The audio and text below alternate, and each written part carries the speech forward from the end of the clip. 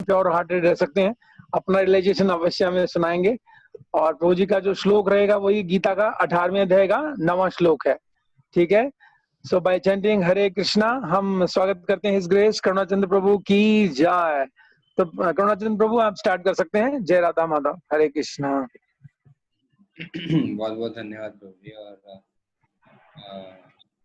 जैसे होता है ना कि इंग्लिश में कहते हैं कि beauty lies in the eyes of the beholder, कि वास्तव रूप में जो सुंदरता है वो देखने वालों की आंखों में होता है। हो सकता है व्यक्ति सुंदर हो या ना हो, लेकिन अगर व्यक्ति की आंखों में उसके प्रति प्रेम है, वो बदसूरत भी होगा तो उसको सुंदर लगेगा। जैसे माँ है, बच्चा चाहे कितना भी मोटा ताजा हो रहा हो, माँ को हमेशा लगता है कि मेरा बेटा दुबला होते जा रहा है। उसके हृदय में प्रेम होता है। ऐसे प्रभु जी के हृदय में प्रेम है मेरे लिए, इसलिए प्रभु जी के ऐसे शब्द है मेरे लिए। लेकिन मैं प्रभु जी का धन्यवाद करना चाहता हूँ कि उन्होंने मुझे मौका दिया कि आप सबके बीच में आके भगवान का गुणगान करने के लिए। तो ये मेरा सौभाग्य है। मैं प्रभु जी की अगर कोई भी सेवा कर पाऊँ तो मैं अपने आप को सौभाग्यशाली मानूंगा, क्योंकि उनकी सेवा करके निश्चित रूप से मैं भगवान को वास्तव में प्रसन्न कर पाऊंगा। तो प्रभु जी ने मुझे मौका दिया, आपका बहुत बहुत धन्यवाद। तो हम चर्चा शुरू करने से पहले छोटा सा कीर्तन करते हैं। जय राधा माधव कुंज बिहारी, गोपी जन वल्लभ गिरिवरधारी। जय राधा माधव कुंज बिहारी, गोपी जन वल्लभ गिरिवरधारी। यशोदनंदन व्रज रंजन, यमुनतीरावनचारि। यशोदनंदन व्रज रंजन, यमुनतीरावनचारि। जय राधा माधव कुंज बिहारी, गोपी जन वल्लभ गिरिवरधारी। जय राधा माधव कुंज बिहारी, गोपी जन वल्लभ गिरिवरधारी। यशोदनंदन व्रज रंजन, वैभव प्रभु करुणाचंद्र प्रभु को छोड़ के बाकी सबको म्यूट कर दीजिए। यशोदनंदन व्रज रंजन, यमुनतीरावनचारि। जय राधा माधव कुंज बिहारी, गोपी जन वल्लभ गिरिवरधारी। जय राधा माधव कुंज बिहारी, गोपी जन वल्लभ गिरिवरधारी। हरे कृष्णा कृष्ण कृष्ण हरे हरे, हरे राम राम राम हरे हरे। हरे कृष्णा कृष्ण कृष्ण हरे हरे, हरे राम राम राम हरे हरे। हरे कृष्णा कृष्ण कृष्ण हरे हरे, हरे राम राम राम हरे हरे। हरे कृष्णा कृष्ण कृष्ण हरे हरे, हरे राम राम राम हरे हरे। हरे कृष्णा कृष्ण कृष्ण हरे हरे, हरे राम राम राम हरे हरे। हरे कृष्णा कृष्ण कृष्ण हरे हरे, हरे राम राम हरे हरे। जय राधा माधव राधा माधव राधे। जय राधा श्याम सुंदर राधा श्याम सुंदर राधे।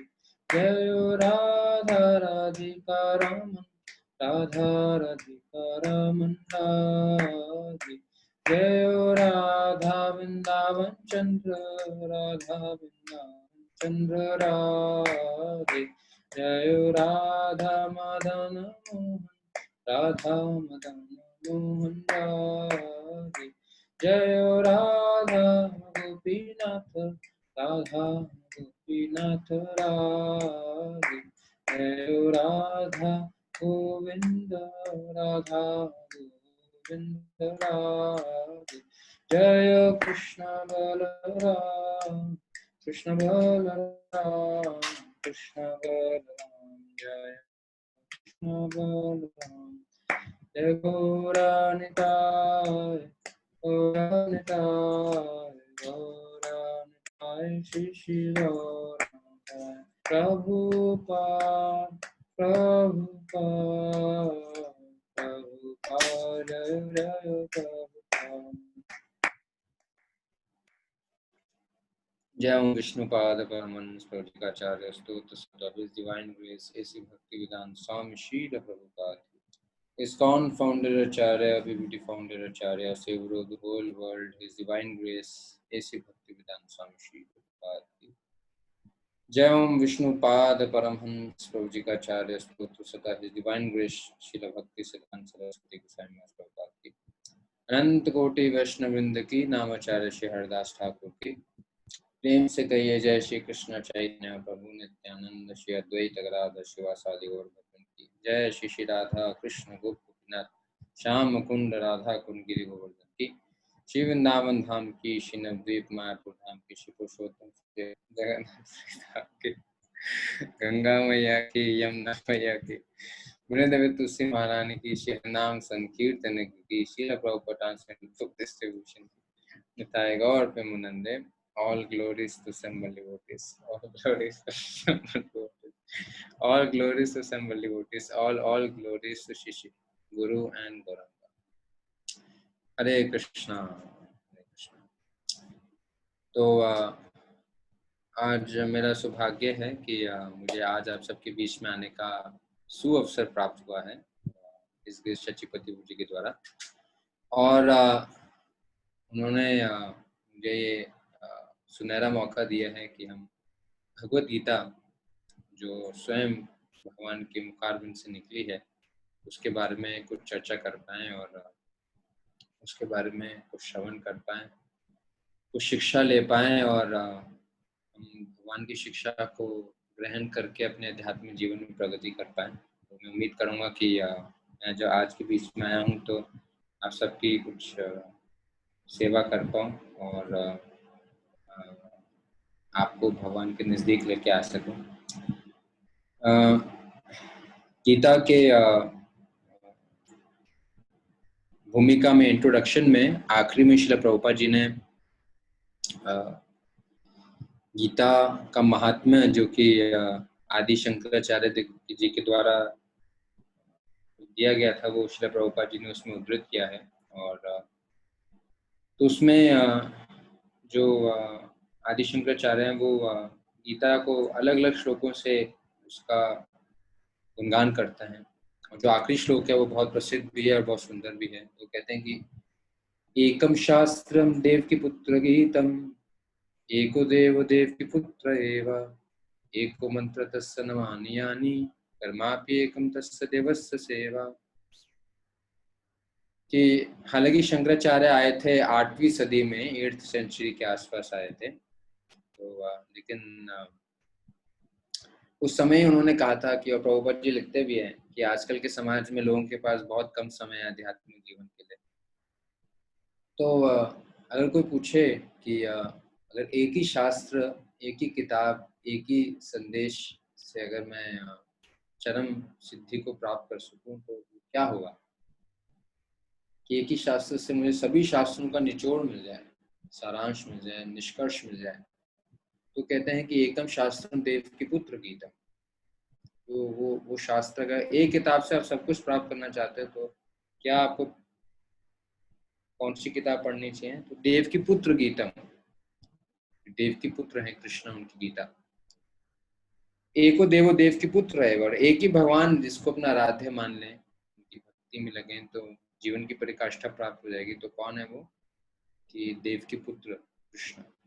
एको मंत्र तस्य नवानि यानि, एक ही मंत्र का जप करने का समय हमारे पास, तो कौन सा जप करें? तो उनका नाम, भगवान श्री कृष्ण का नाम, हरे कृष्णा कृष्णा कृष्णा हरे हरे, हरे राम राम राम हरे हरे, उनका सुनहरा नाम।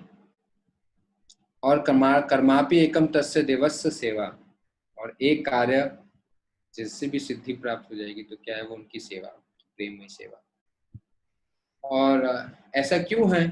क्योंकि पिछले श्लोक में वो बताते हैं, इस श्लोक से पहले में बताते हैं, क्या कहते हैं? सर्वोपनिषदोगा वो दुग्धा गोपाल नंदना पार्थो वत्सा सुदीप्रोक्ता दुग्धम गीतामृतम महात।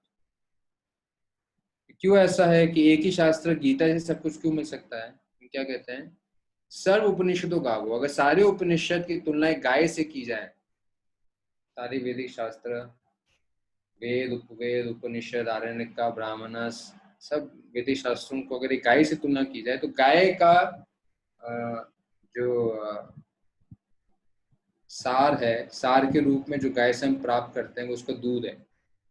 तो दूध क्या है? दुग्धम गीतामृतम महान। तो दूध क्या है? महान भगवत गीता, दुग्धम गीतामृतम महान। और दूध निकालने वाला कौन है? दुग्धा गोपाल नंदना, कृष्ण है जो दूध निकालने वाला है। और दूध को पीने वाला कौन है? पार्थ वत्स सुधीर भोक्ता, वत्स के रूप में पार्थ कृष्ण और भगवान के भक्त। तो हम भगवत गीता के माध्यम से भगवान ने क्या किया है? सभी शास्त्रों का निष्कर्ष भगवत गीता के रूप में भगवान ने उस वेद रूपी गाय से उसका जो अमृत है दूध के रूप में वो निकाल के हमें दिया। जब हम गीता की चर्चा करते हैं तो सभी वेदिक शास्त्रों का जो निष्कर्ष है वो हमें प्राप्त हो जाता है।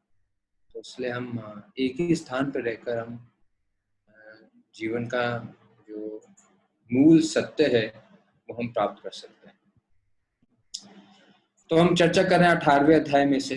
तो 18वां जो अध्याय है वो प्रभुपाद जी कहते हैं कि उस 18वें अध्याय के पहले श्लोक को पढ़ेंगे तो प्रभुपाद जी कहते हैं कि जिस तरीके से भगवान ने दूसरे अध्याय में पूरा सार दे दिया गीता का, तो प्रभुपाद जी कहते हैं 17वें अध्याय में पूरी गीता खत्म हो गई थी। आप गीता का 18वां अध्याय अगर आप पहला श्लोक पढ़ें तो प्रभुपाद जी कहते हैं कि, मैं आपके सामने पढ़ता हूँ, प्रभुपाद जी कहते हैं कि 17वें अध्याय में पूरी गीता खत्म हो गई थी, लेकिन भगवान ने फिर से 18वें अध्याय में गीता का सार रूप में प्रस्तुत करके हमें उपलब्ध कराया। तो 18वें अध्याय में पूरे गीता का सार है। तो जो गीता का जो वैदिक शास्त्रों का निष्कर्ष है गीता, और गीता का सार है वो है 18वां अध्याय, और हम उसी में से पाठ करें तो हमारा कितना सौभाग्य है। तभी शायद जब कोई देवागत आत्मा का ऐसा कोई कार्यक्रम होता है, जब उनको अग्नि दहन होता है, उनके देह को अग्नि दी जाती है, तो भक्त लोग अधिकांशतः वहां जाकर गीता का 18वां अध्याय पढ़ते हैं, इसी मानसिकता से कि 18वें अध्याय के माध्यम से गीता का पूरा सारांश जो है वो पढ़ के उसका पूरा फल उनको प्राप्त करा सकते हैं। इसलिए 18वां अध्याय का पाठ होता है खासकर ऐसे मौकों पर, ताकि उस दिवागत आत्मा को पूरे गीता का जो पाठ है उसका उनको लाभ प्राप्त हो सके। और गीता का जो 18वां अध्याय है ये भी इसी प्रश्न से होता है जो कि अर्जुन बार बार पहले भी पूछ चुके हैं। अर्जुन 3 और 5वें अध्याय में ऐसे ही पूछ चुके हैं कि भगवान क्या श्रेष्ठ है? क्या आपका कर्मों को त्याग कर निष्क्रिय बनना ये श्रेष्ठ है? क्या वो करना चाहिए? या फिर जैसे ज्ञान योग बोलता है कि आप सारे कामों को त्याग दो, और क्यों अगर आप काम करोगे तो उसका फल प्राप्त होगा, और जब फल प्राप्त होगा तो उसको भोगना पड़ेगा, और कोई फल अच्छे होंगे कोई फल बुरे होंगे, तो कभी भौतिक सुख मिलेगा कभी भौतिक दुख मिलेगा। तो ज्ञान योगी क्या कहते हैं? नैति नैति, सब कुछ इस संसार में खराब है, तो मैं कुछ नहीं करना चाहता, कोई कार्य से वो बचने की कोशिश करता है, सारे कामों को त्याग दो। क्या ये श्रेष्ठ है? या फिर ये श्रेष्ठ है कि आप कार्य करो लेकिन कार्य के फल को त्याग दो, निष्काम कर्म करो लेकिन कर्म का फल त्याग दो। तो मैं जानना चाहता हूँ कि क्या श्रेष्ठ है। और अर्जुन पहले श्लोक में यही बताते हैं, शायद जो पिछले मुझसे पहले भक्त आए होंगे शायद उन्होंने भी चर्चा की होगी, लेकिन फिर से छोटा सा चर्चा कर लेता हूँ ताकि अगर कोई नए भक्त हैं तो वो भी सीख लेंगे और पुराने भक्तों का भी छोटा सा रिवीजन हो जाएगा। तो अर्जुन भगवान से पूछते हैं, अर्जुन कहते हैं, हे महाबाहु, मैं त्याग का उद्देश्य जानने का इच्छुक हूँ। और हे केशी निषूदन, हे ऋषिकेश, मैं त्यागमय जीवन संन्यास आश्रम का भी उद्देश्य जानना चाहता हूँ। तो इस श्लोक के तात्पर्य में श्री बलदेव विद्याभूषण जी कहते हैं कि अर्जुन थोड़े से अभी भी उनको स्पष्ट नहीं होता है, क्योंकि भगवान ये दोनों शब्द यूज करते हैं बार बार। वो कहते हैं गीता के 5वें अध्याय के 13वें श्लोक में भगवान संन्यास शब्द का इस्तेमाल करते हैं कि जब एक व्यक्ति अपने स्वभाव का नियंत्रण करता है और मानसिक रूप से सभी कर्मों को त्याग देता है तो वो सुखपूर्वक जीवन जीता है। तो संन्यास का इस्तेमाल करते हैं गीता के 5वें अध्याय के 13वें श्लोक में, और चौथे अध्याय के 20वें श्लोक में भगवान त्याग का इस्तेमाल करते हैं कि व्यक्ति को जो है सभी कर्मों को त्याग देना चाहिए। तो अर्जुन पूछते हैं भगवान से कि संन्यास और त्याग ये दो अलग शब्द हैं या एक ही शब्द है। और वो उदाहरण देते जैसे पहाड़ और पेड़ है, ये दोनों पूर्ण रूप से अलग है, तो ये अलग है या एक समान है, कैसा है, पूरा भेद है या कुछ सामान्यताएं हैं और कुछ भेद है, कृपा करके आप मुझे समझाइए। और खासकर अर्जुन जो है ये दो भगवान का संबोधन करते हैं दो विशेष नामों से, एक ऋषिकेश और एक केशी निषूदन। तो मैं आगे बढ़ने से ये पूछना चाहता था कि आप सबको मेरी आवाज पढ़ आ रही है? तो आप चैट बॉक्स में लिख सकते हैं हाँ या ना।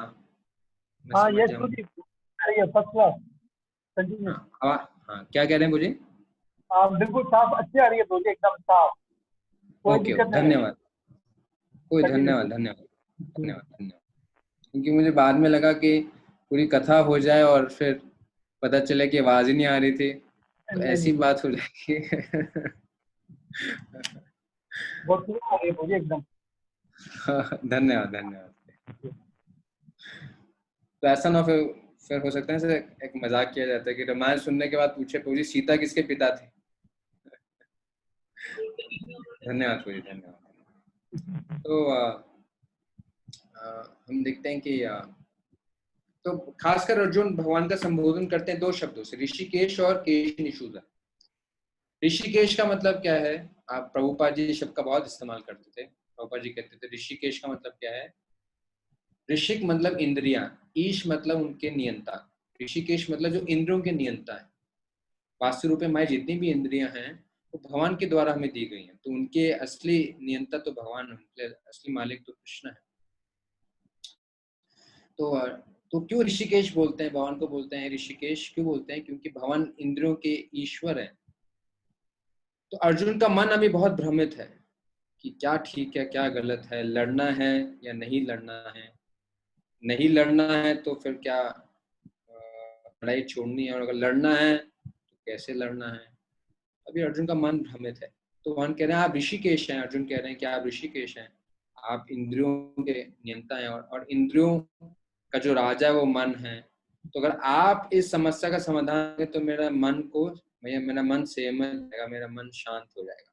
तो आप ही उसको शांत कर सकते हैं क्योंकि आप ऋषिकेश हैं, तो इसलिए जानबूझ के इस नाम का संबोधन करते हैं।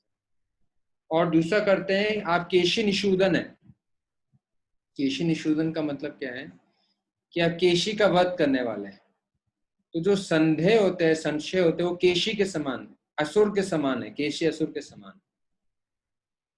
तो आप ही जिस तरीके से आपने केशी का वध किया, ऐसे आप इस संदेह रूपी असुर का भी वध करें। क्योंकि अर्जुन पहले भी पूछ चुके लेकिन उनको स्पष्ट नहीं हुआ, तो बिल्कुल आखिरी में दोबारा पूछ रहे हैं और फिर भगवान उसको समझा रहे हैं।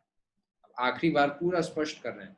अब इन्हीं श्लोक में भगवान पूरा स्पष्ट कर देंगे क्या करना है, काम छोड़ना है या काम को स्वीकार करना है। आप पूरा उत्तर अभी कुछ ही श्लोकों में प्राप्त हो जाएगा, तो हमें समझ में आ जाएगा कि क्या करना है, काम करना है नहीं करना है, संन्यास लेना है नहीं लेना है, क्या त्यागना है क्या स्वीकार करना है, सब चीजें क्लियर हो जाएंगी। भगवान की कृपा से। तो इसलिए भगवान उनकेशी निषूदन और ऋषिकेश भगवान से प्रार्थना करते हुए हम इस चर्चा को और आगे बढ़ाते हैं। तो ये तो पहला श्लोक था। दूसरे श्लोक में भगवान बताना शुरू करते हैं और भगवान क्या करते हैं, अपना मत नहीं बताते हैं सीधा डायरेक्ट कंक्लूजन पे नहीं आते हैं। भगवान बताते हैं कि विद्वान लोग क्या कहते हैं, फिर बताते हैं कि मेरा मत ये है, फाइनल कंक्लूजन देंगे। तो क्या बताते हैं, भगवान कहते हैं, भगवान ने कहा, दूसरा श्लोक, भौतिक इच्छा पर आधारित कर्मों के परित्याग को विद्वान लोग संन्यास कहते हैं और समस्त कर्मों के फल त्याग को बुद्धिमान लोग त्याग कहते हैं। भगवान कहते हैं कि संन्यास का मतलब क्या है, विद्वान लोग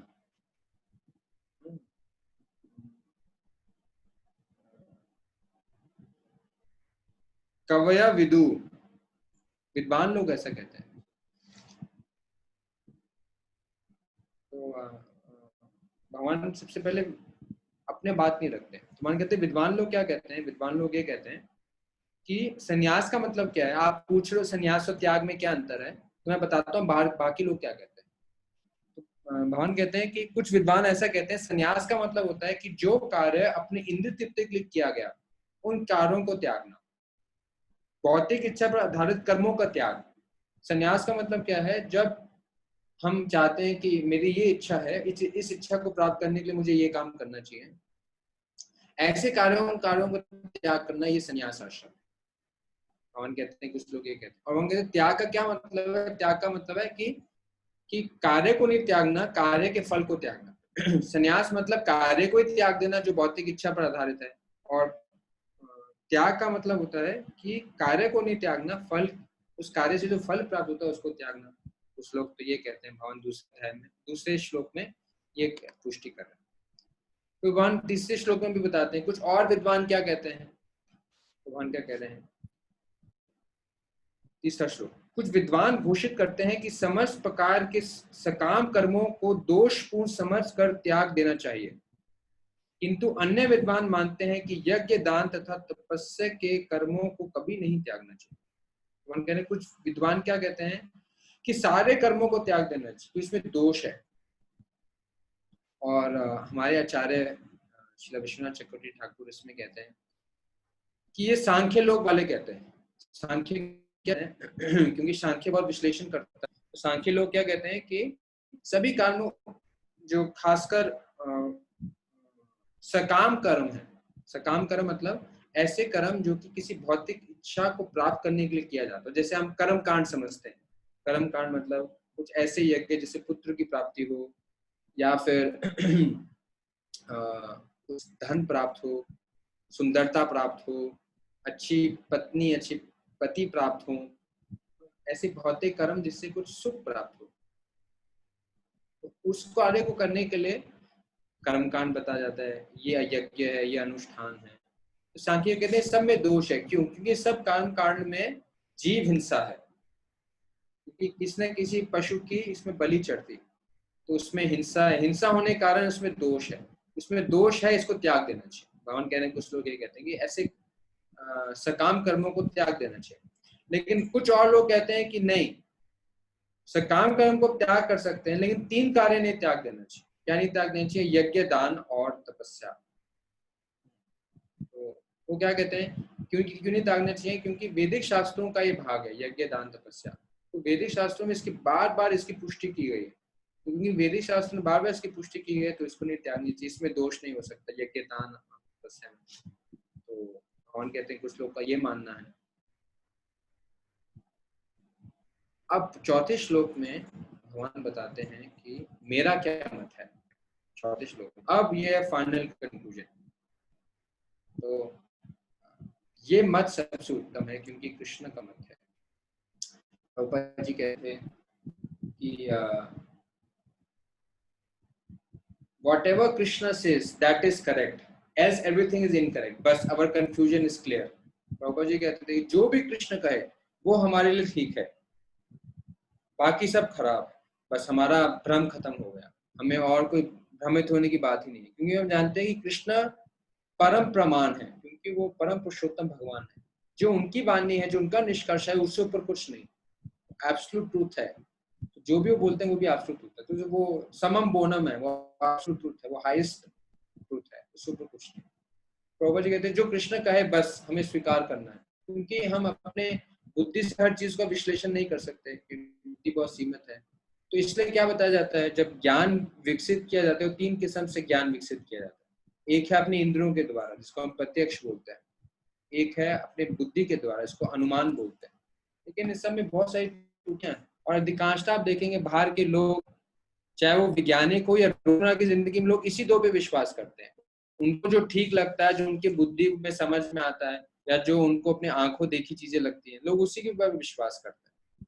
लेकिन हम भक्ति में आने का सबसे पहली चीज ये सीखते हैं कि वास्तविक रूप में हम सब के अंदर 4 त्रुटियां हैं। तो जो भी हम अनुमान या प्रत्यक्ष से समझेंगे उसमें त्रुटि होगी, तो इसलिए उस पर विश्वास नहीं करना। जो शास्त्र कह रहे हैं अगर हमें समझ में ना भी आए और हमारी बुद्धि में वो ना भी फिट हो, हमारे लॉजिक में वो ना भी बैठे, लेकिन क्योंकि कृष्ण वो कह रहे हैं, क्योंकि शास्त्र ये कह रहे हैं, तो उस पर पूरा विश्वास हम रखते हैं। ये है श्रद्धा। श्रद्धा शब्द विश्वास कहे सुदृढ़ निश्चय, कृष्णा भक्ति कहे सर्व कर्म कृत है। श्रद्धा का मतलब क्या है कि विश्वास है, सुदृढ़ विश्वास है कि कृष्ण का उपदेश, कृष्ण की भक्ति सर्वोत्तम है। अगर मैं उसमें लगा हूं तो मेरे जीवन की परिकाष्ठा है। जो कृष्ण कह रहे हैं वो सबसे उत्कृष्ट है, वो फाइनल है, उसके ऊपर कुछ नहीं। चाहे वो मुझे समझ में आए या नहीं आए, लेकिन हमें जानना है कि मेरी समझ और मेरी बुद्धि में तो कितना कुछ आ सकता है। अक्सर मुझे याद है कि 7 डे सेशन में इस बार सुखनी कृष्ण प्रभु जी ने एक कहानी बताई थी। वो कहते थे कि लोगों को इतना विश्वास होता है अपनी अपनी सोच के ऊपर, अपनी समझ के ऊपर, कि जो उनको लगता है कि वो समझते हैं, बोलते हैं, वो सही है, और थोड़ा सा भी उनके लॉजिक में ना बैठे तो स्वीकार नहीं करते। उनको लगता है कि ये ठीक नहीं, तो वो समझ ही नहीं सकते, कुछ चीजें हम जान ही नहीं सकते। तो वो बता रहे थे कि एक बारी एक आदमी लंगड़ा के आ रहा था, दूर आदमी लंगड़ाते हुए पास में आ रहा था। तो यहाँ पर वो 3-4 डॉक्टर खड़े थे, सब दोस्त थे, मित्र थे, आपस में बातचीत कर रहे थे। ऐसे आदमी पास में आ रहा था तो एक न्यूरोसर्जन था, उसने उस आदमी को देखा कि आदमी लंगड़ा रहा है। देख के उसने अपने दोस्तों को बोलने लगा, उसने कहा कि देखो कि जो आदमी लंगड़ा रहा है ना, मेरा 25 साल का अनुभव है, इतनी सर्जरीज कर ली, इतनी पढ़ाई की, MD, MBBS, DM, post doctorate, doctorate, तो उसको सिर्फ देख के मैं बता सकता हूँ कि इसका नर्वस सिस्टम में एक ब्लॉक है, और उस ब्लॉक होने के कारण जो है वो ये लंगड़ा रहा है। जिस तरीके से लंगड़ा रहा है मैं देख के बता सकता हूँ। तो क्या करना होगा, छोटी सी माइनर सर्जरी करनी होगी, नर्व ब्लॉक को खोलना होगा और फिर वो भागने लग जाएगा। साथ में एक ऑर्थोपेडिक था। ऑर्थोपेडिक देखो 25 साल तुम में हो तो 30 साल मुझे भी हो गए, तुमसे 5 साल में सीनियर था, तो मैंने भी वही सब डिग्री की है जो तुमने किया है, मुझे भी इतना अनुभव हो गया, इतने सर्जरी की है। इसका जो है नर्व का प्रॉब्लम नहीं है, इसका स्पाइनल कॉर्ड का प्रॉब्लम, इसका स्लिप डिस्क का प्रॉब्लम है। तो दो L4 L5 नोड्स में जो है मेम्ब्रेन घिस गया है, उसके कारण वो लंगड़ा रहा है। पास में फिजियोथेरेपिस्ट था, वो भी कहने लगा कि देखो लोगों को तो काफी मैंने भी ठीक किया, इसमें वो परेशानी नहीं है, इसका लिगामेंट टेयर हो गया है। तो लिगामेंट टेयर होने के कारण क्या है कि वो लंगड़ा रहा है। ऐसे वो आपस में विश्लेषण कर रहे थे, और भी डॉक्टर्स खड़े थे, करते करते जो है वो लंगड़ाता व्यक्ति सामने आ गया। तो किसी ने पूछ लिया, भाई साहब जो है आप लंगड़ा रहे थे? तो उसने कहा कि भाई साहब मेरी ना चप्पल टूट गई थी, इसलिए लंगड़ा रहा था। तो बड़े बड़े वैज्ञानिक क्यों ना हो, डॉक्टर क्यों ना हो, लेकिन जब तक वो अपनी बुद्धि विश्वास करेंगे, क्योंकि उनकी बुद्धि में त्रुटि है, बुद्धि सीमित है, तो उनका ज्ञान भी सीमित है। ज्ञान तो कहानी आती है ना कि बड़े से बड़ा व्यक्ति भी गलती करता है। आइंस्टाइन जो है अपनी लैबोरेटरी में काम करता था, तो उसके पास एक बिल्ली होती थी, तो कभी बिल्ली अंदर आती थी, कभी बाहर जाती थी, वो अपने रिसर्च करता रहता था। कभी उसको दरवाजा खोलना पड़ता था बिल्लियों को अंदर लाने के लिए, बंद कर दिया करता था, फिर खोलना पड़ता था बिल्लियों को बाहर भेजने के लिए, तो उसको जाके बंद करना पड़ता। तो बहुत सारे ऐसे बार बार दरवाजा खोलना पड़ता था, बंद करना पड़ता था, खोलना पड़ता था, बंद करना पड़ता था, बड़ा परेशान हो गया। तो उसने क्या किया, 2 बिल्लियां थी, एक बड़ी बिल्ली थी, छोटी बिल्ली थी। तो क्या किया, दरवाजे में 2 छेद बना दिए, एक बड़ा छेद और एक छोटा छेद, ताकि बड़ी बिल्ली बड़े छेद में चले जाए, छोटी बिल्ली छोटी चले जाए। तो जब उनको आना होगा अपने आप छेद से आ जाएंगे, जब जाना होगा अपने आप छेद से चले जाएंगे। मुझे बार बार पड़ेगा तो मैं शांति से काम कर पाऊँ। तो आइंस्टाइन को लगा बड़ा अच्छा उपाय निकाला है।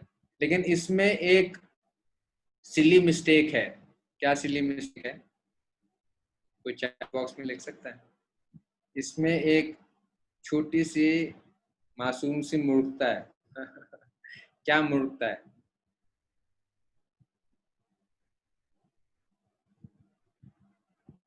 चैट बॉक्स में लिख सकता है?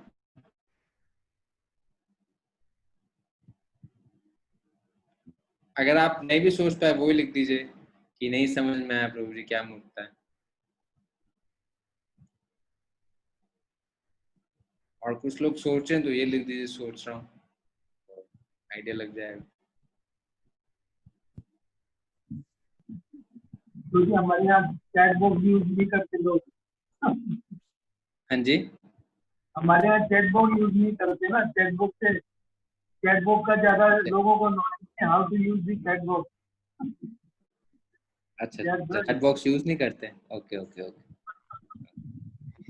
तो कोई बताना चाहेगा अनम्यूट करके, या मैं खुलासा करूँ? आप ही खुलासा करो तो जी। हाँ जी, खुलासा तो इसमें करो आप। क्या टूटी? हाँ जी, आप ही खुलासा करो क्या कह तो रहे हैं प्रभु जी? हाँ, मैं कह रहा हूँ आप ही बताइए। Okay okay okay. तो इसमें क्या मूर्खता है या क्या टूटी है?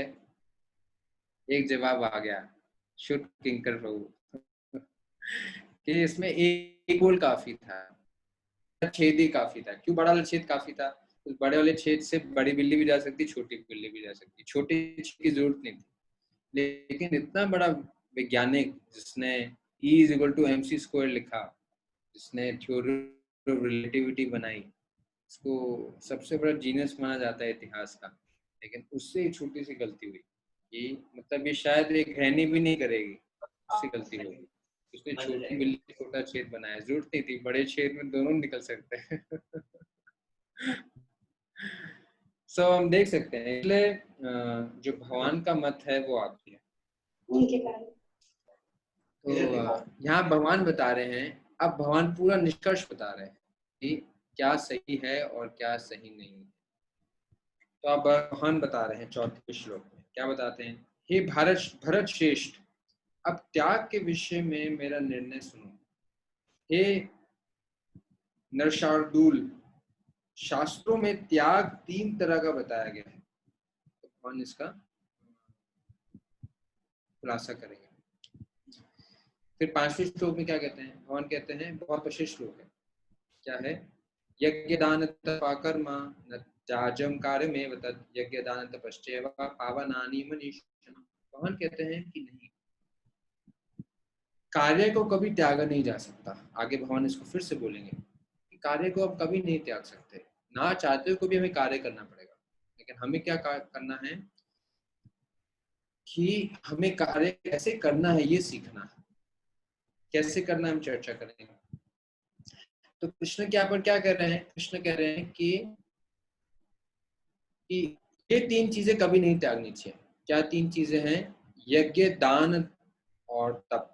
क्योंकि यज्ञ, दान और तप जो है वो ईश्वरों को, पावन आत्माओं को भी पावन करने वाला है, शुद्ध करने वाला है। और इस श्लोक के तात्पर्य में हमारे पूर्ववर्ती आचार्य श्री बलदेव विद्याभूषण जी लिखते हैं कि जैसे कमल की पंखड़ी है, तो कमल की पंखड़ी में क्या होता है कि छोटे छोटे फाइबर होते हैं जिससे पानी ऊपर कमल खींचता है। कमल की जड़ पानी के अंदर होता है, फूल ऊपर होता है, तो नीचे से पानी खींचता है। तो जैसे उसके स्टेम में ये फाइबर्स होते हैं, ऐसे ही यज्ञ दान और तप में ज्ञान अपने आप छुपा होता है। तो जब भी कोई यज्ञ करता है, दान करता है, तप करता है, तो उसको अंदर स्वतः ही आध्यात्मिक ज्ञान विकसित होता है। और आध्यात्मिक ज्ञान विकसित होने से वो शुद्ध हो जाता है, उसका हृदय शुद्ध हो जाता है। जब यज्ञ करते हैं या फिर दान देते हैं, तपस्या करते हैं, तो वो फिर हमें ज्ञान देने वाला है। और वो ज्ञान जो है हमारे हृदय को पावन करता है, शुद्ध करता है, और हमारी चेतना में वृद्धि होती है। तो भगवान कहते हैं कि कार्य जरूर करना चाहिए, और कार्य करने से हम सही तरीके कार्य करने से हम अपने हृदय को शुद्ध करते हैं। लेकिन कैसे कार्य करना है अब भगवान बताते हैं। तो भगवान कहते हैं सबसे पहले क्या निष्कर्ष है कि कार्य को हम त्याग नहीं सकते। ये नहीं कह सकते कि हम कार्य नहीं करेंगे, ये कार्य हमें करना पड़ेगा, लेकिन कैसे कार्य करना है ये सब होना है।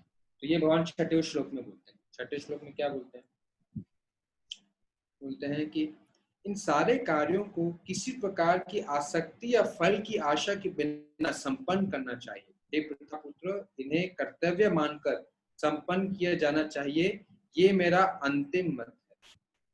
तो भगवान कह रहे हैं मेरा अंतिम मत है, और भगवान के अंतिम मत के साथ हमारा भी अंतिम मत है।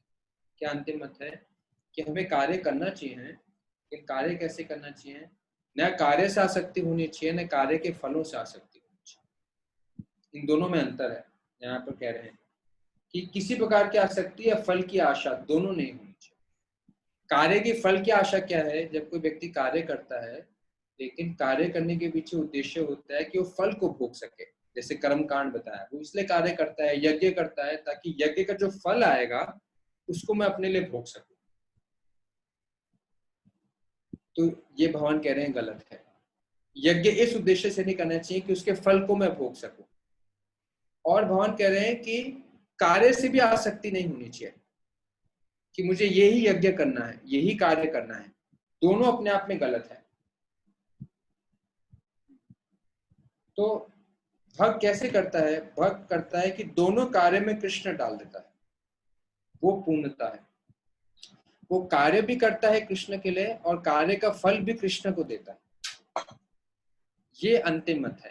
वो कार्य की भगवान के लिए करता है, और कार्य का फल भी भगवान को देता है। कुछ लोग कहते हैं कि कार्य में अपनी इच्छा अनुसार करूंगा, लेकिन फल भगवान को दे दूंगा। कुछ लोग तो क्या बोलते हैं कि मैं फल भी भोगूंगा, वो भी गलत है।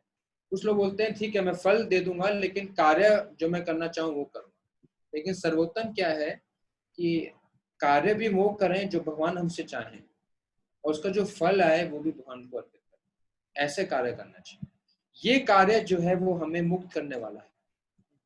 तद अर्थम कर्म कौन्तेय मुक्त संग समाचरित। भगवान गीता के तीसरे अध्याय के 9वें श्लोक में बोलते हैं तद अर्थम कर्म कौन्तेय।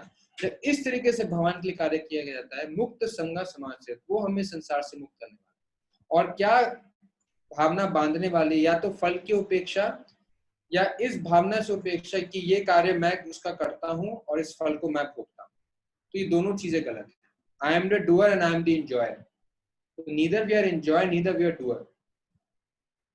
सो ये दोनों भावनाओं को त्यागना है। आई एम द एंजॉयर मतलब फल को भोगना चाहता है, आई एम द डूअर मतलब वो कार्य से आसक्त है। तो दोनों आसक्तियों से छूट। जब तक ये आसक्ति हमारे बंधे रहेगी कि या तो हम कार्य के फल को भोगना चाहेंगे, या कार्य को भोगना चाहेंगे, या कर्ता भावना रखेंगे, तो फिर हर कार्य का हमें परिणाम मिलेगा, चाहे हम भौतिक जीवन में कर रहे हैं या आध्यात्मिक जीवन में कर रहे हैं। तो हमें अपने अपने जो भी हम कार्य करें उसका अवलोकन करना चाहिए कि ये कार्य क्या मैं किस भावना से कर रहा हूँ, और ये कार्य जो मैं कर रहा हूँ वो अपनी इच्छा अनुसार कर रहा हूँ, या गुरु और शास्त्र के द्वारा जो अनुमोदित है वो कार्य कर रहा हूँ। कार्य करने के पीछे इन दो चीजों को चेक करना चाहिए। जो भी हम कार्य कर रहे हैं अपनी रोजमर्रा की जिंदगी में, चाहे वो हमारा काम हो, चाहे वो घर गृहस्थी का ध्यान हो, चाहे हमारे आध्यात्मिक जीवन में सेवा हो, तो हमें अवलोकन करना चाहिए। अगर अवलोकन नहीं कर सके तो अपने वरिष्ठ भक्तों से पूछना चाहिए कि क्या इन दोनों आसक्तियों से मैं विरक्त हूँ, कि मैं कार्य भी गुरु और गौरांग और उनके आदेश अनुसार करता हूँ, और उसका जो फल है वो भी गुरु और गौरांग, पूर्ण रूप से गुरु और गौरांग की सेवा में लगाता हूँ।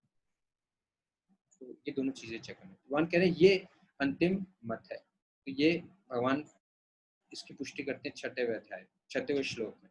7वें श्लोक में भगवान क्या कहते हैं कि जो इस तरीके से कार्य नहीं करता और मोह बस उसको त्याग देता है वो तमोगुणी है।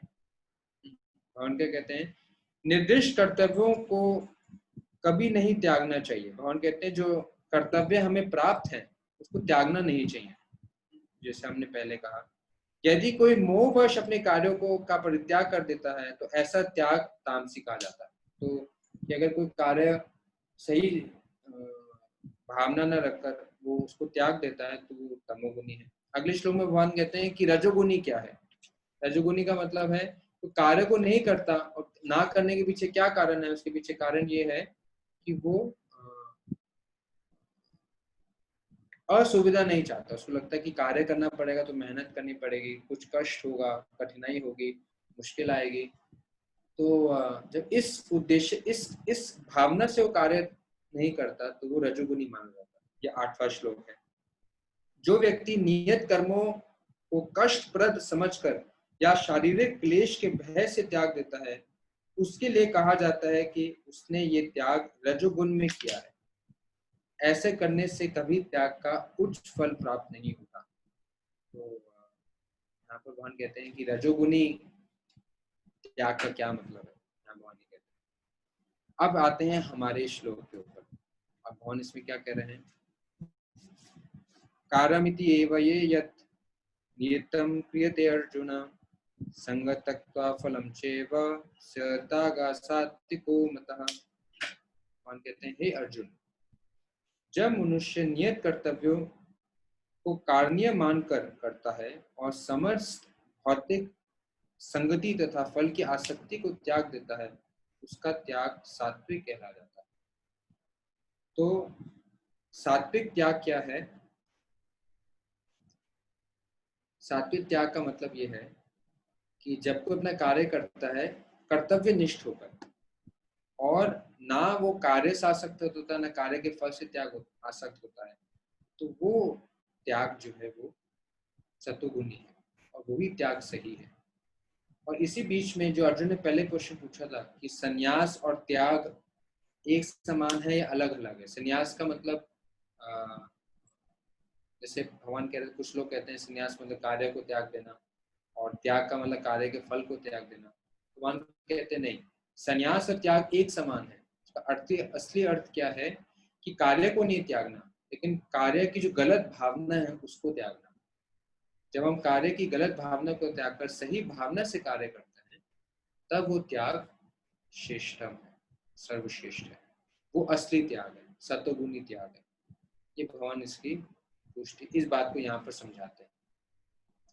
और प्रभुपाद जी ये चारों श्लोक 9, 10, 11 और 12 ये सब जुड़े हुए हैं, इसी बात की पुष्टि करते हैं कि कैसे कार्य अनासक्त होकर और फल की अनासक्ति से किया जाता है। तो उसकी क्या उसकी गुणवत्ता है, क्या उसके लक्षण है, भगवान बताते हैं। तो मैं इस श्लोक के साथ साथ 10, 11 और 12 भी लेकर इस पूरे प्रसंग को चर्चा करूंगा। तो शचीपति पूजी मैं कर सकता हूँ ना कि 10, 11, 12 श्लोक भी ले सकता हूँ ना? हाँ, यस पूजी ले सकते हैं। ठीक, धन्यवाद। ठीक, धन्यवाद। क्योंकि सब जुड़े हुए हैं, ये चारों श्लोक जुड़े हुए हैं, तो एक ही बात को समझा रहे हैं, इसलिए मैं इन चारों श्लोकों को इकट्ठे लेता हूँ। तो चारों श्लोक क्या बता रहे हैं, आप देखेंगे कि क्या मतलब है कि कैसे पता चलेगा कि कोई कार्य कर रहा है, ना वो फल से आसक्त है, ना वो कार्य से आसक्त है, दोनों से आसक्त नहीं, कैसे पता चलेगा? तो भगवान 9वें श्लोक में एक लक्षण बताते हैं। सॉरी, 10वें श्लोक में, 9वां श्लोक तभी हमने पढ़ा।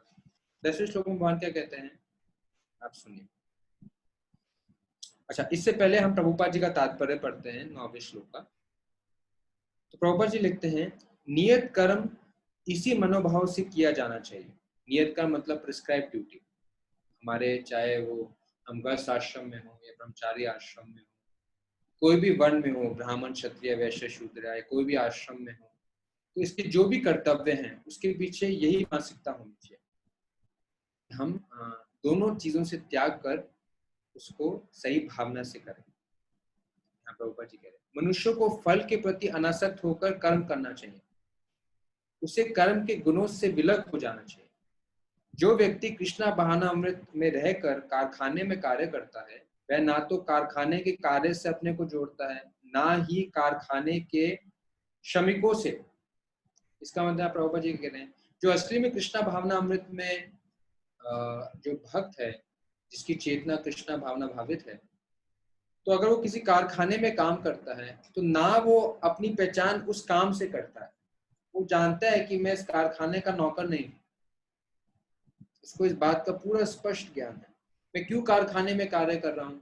क्योंकि मेरा गुरु का ये आदेश है, इसलिए मैं काम कर रहा हूँ। तो वो अपने आप को फैक्ट्री का वर्कर नहीं मानता है। ना ही कारखानों के श्रमिकों से, जो बाकी फैक्ट्री वर्कर हैं, बाकी कारखानों में जो काम करने वाले हैं, उनसे भी अपनी पहचान नहीं करता। उनको लगता है कि जब तक मुझे उपदेश प्राप्त है या यहाँ इस जगह पे काम करने का, तो मेरे ऐसा संबंध है, और जब नहीं होगा तो मेरा संपर्क नहीं होगा। तो उनसे वो संपर्क भी बनाता है सिर्फ कारखाने के काम के लिए नहीं, क्योंकि कृष्ण बीच में है, उनसे संपर्क बनाएगा। हाँ, काम करने के लिए संपर्क बनाता है, लेकिन सिर्फ कर्तव्य निष्ठ होकर। उसका बाकी संपर्क होता है सिर्फ प्रचार हेतु, और उसका उनसे कोई संबंध नहीं।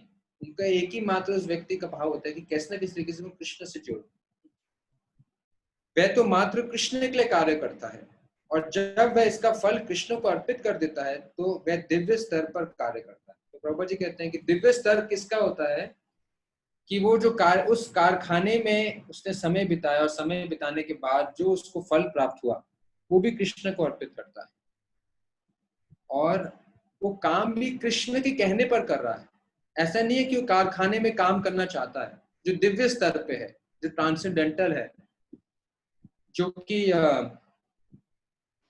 वास्तु रूप में गुणों से तीत होना चाहता है, तो वो क्या करता है? वो अपने सारे काम इसलिए करता है क्योंकि उसको उसका आदेश प्राप्त होता है, अपनी इच्छा को बीच में नहीं रखता है, और उसको फल भी आता है, वो भी भगवान को अर्पित करता है। तो जो ऐसे कार्य करता है, वो इस संसार को छोड़ने के बाद इस संसार से उसको कोई फल प्राप्त नहीं होता। इसको भगवान आगे कहेंगे, हम पढ़ेंगे अभी। भगवान कहते हैं कि वो इस संसार में चाहे कितना भी कार्य करे, वो कार्य करते हुए भी कार्य में लिप्त नहीं है। जैसे कमल का दल, भगवान गीता में उदाहरण देते हैं 4 अध्याय, कि कमल का दल पानी में होते हुए भी पानी में नहीं होता है। उसका दल ऐसा होता है कि थोड़ा सा पानी डालेंगे अपना खिसक जाता है। जैसे गोविंद कविराज, जो कि बहुत प्रसिद्ध आचार्य रहे हैं, तो क्या लिखते हैं अपने भजन में कि भगवान के चरण कमल जो है अभय प्रदान करने वाले हैं। और ये जो जीवन है हमारा कैसा है? कमल के दल पर जल गिरने के समान है। पता नहीं कितने लोगों का ऐसा अनुभव था। मुझे याद है, मैं मायापुर में गया तो वहां पर मुझे अनुभव हुआ कि आप कमल का पत्ता लें, उस पत्ते पर अगर आप जल डालें तो तुरंत वो सरक जाता है, तुरंत वहां से निकल जाता है, ठहरता नहीं है। अब्जॉर्ब होना तो बहुत दूर की बात है। अब जैसे ही उसमें एक जल की बूंद आएगी, तुरंत वो नीचे गिर जाएगी। तो जीवन ऐसे ही है, तुरंत कैसे वो क्षण बीतते हैं, कैसे हमारा जीवन खत्म हो जाता है, हमें पता नहीं चलता।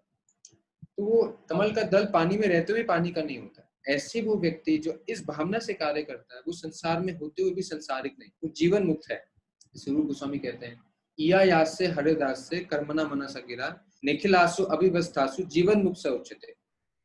तो जीवन मुक्त क्या है? कि इया यास से हरिदास से कर्मना मनसा गिरा, कि चाहे वो अपने कर्म में या मन के विचारों में या अपने वाणी के शब्दों में, हर परिस्थिति में वो हरि की सेवा के लिए करता है। वही शब्द बोलता है जो कि जिसमें हरि का गुणगान, जिसमें हरि की सेवा, वही मन में विचार रखता है कैसे कि हरि की सेवा की जाए, कैसे हरि का प्रचार किया जाए, और वही कार्य करता है जिससे भगवान की सेवा से संबंधित है। तो इहा या से हरिदास से कर्मना मनसा गिरा, निखिलासु अभिवस्थासु जीवन मुक्त से उच्चते। तो वास्तव में जीवन मुक्त है, जी तो रहा है संसार में, लेकिन इस संसार का नहीं, उससे मुक्त है। तो अगर हम ये भावना, हमें अपने कृष्णा भावना अमृत, अपनी कृष्णा भक्ति में इसको स्वीकार करना चाहिए। ये देखना चाहिए कि क्या हम अपने कार्यों के फल से आसक्त है या नहीं, क्या हम तैयार हैं कि हम भगवान को सब फल अर्पित कर सके अगर जरूरत पड़े तो।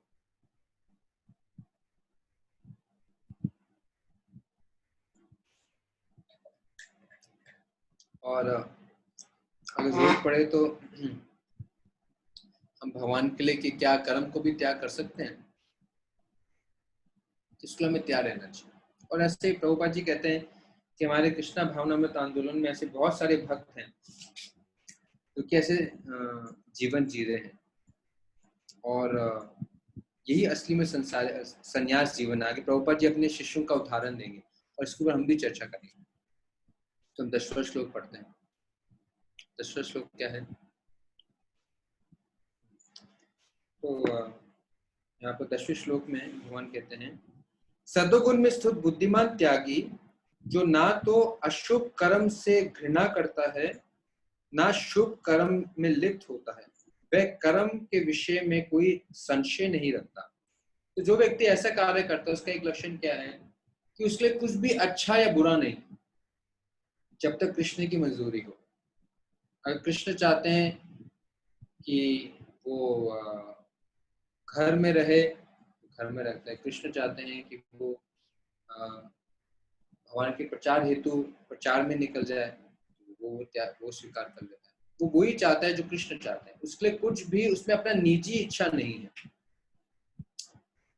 जैसे हम प्रभुपाद जी के जीवन में देखते हैं कि प्रभुपाद जी जब अपनी पहली बार अपने गुरु श्रील भक्ति सिद्धांत सरस्वती ठाकुर महाराज जी से उनका संपर्क हुआ, तो जैसे उनका संवाद हुआ अपने गुरु महाराज से और उनको प्रणाम किया, प्रणाम करते ही भक्ति सिद्धांत महाराज ने कहा कि आप एक नवयुवक नौजवान व्यक्ति हैं, आप भगवान का प्रचार क्यों नहीं करते?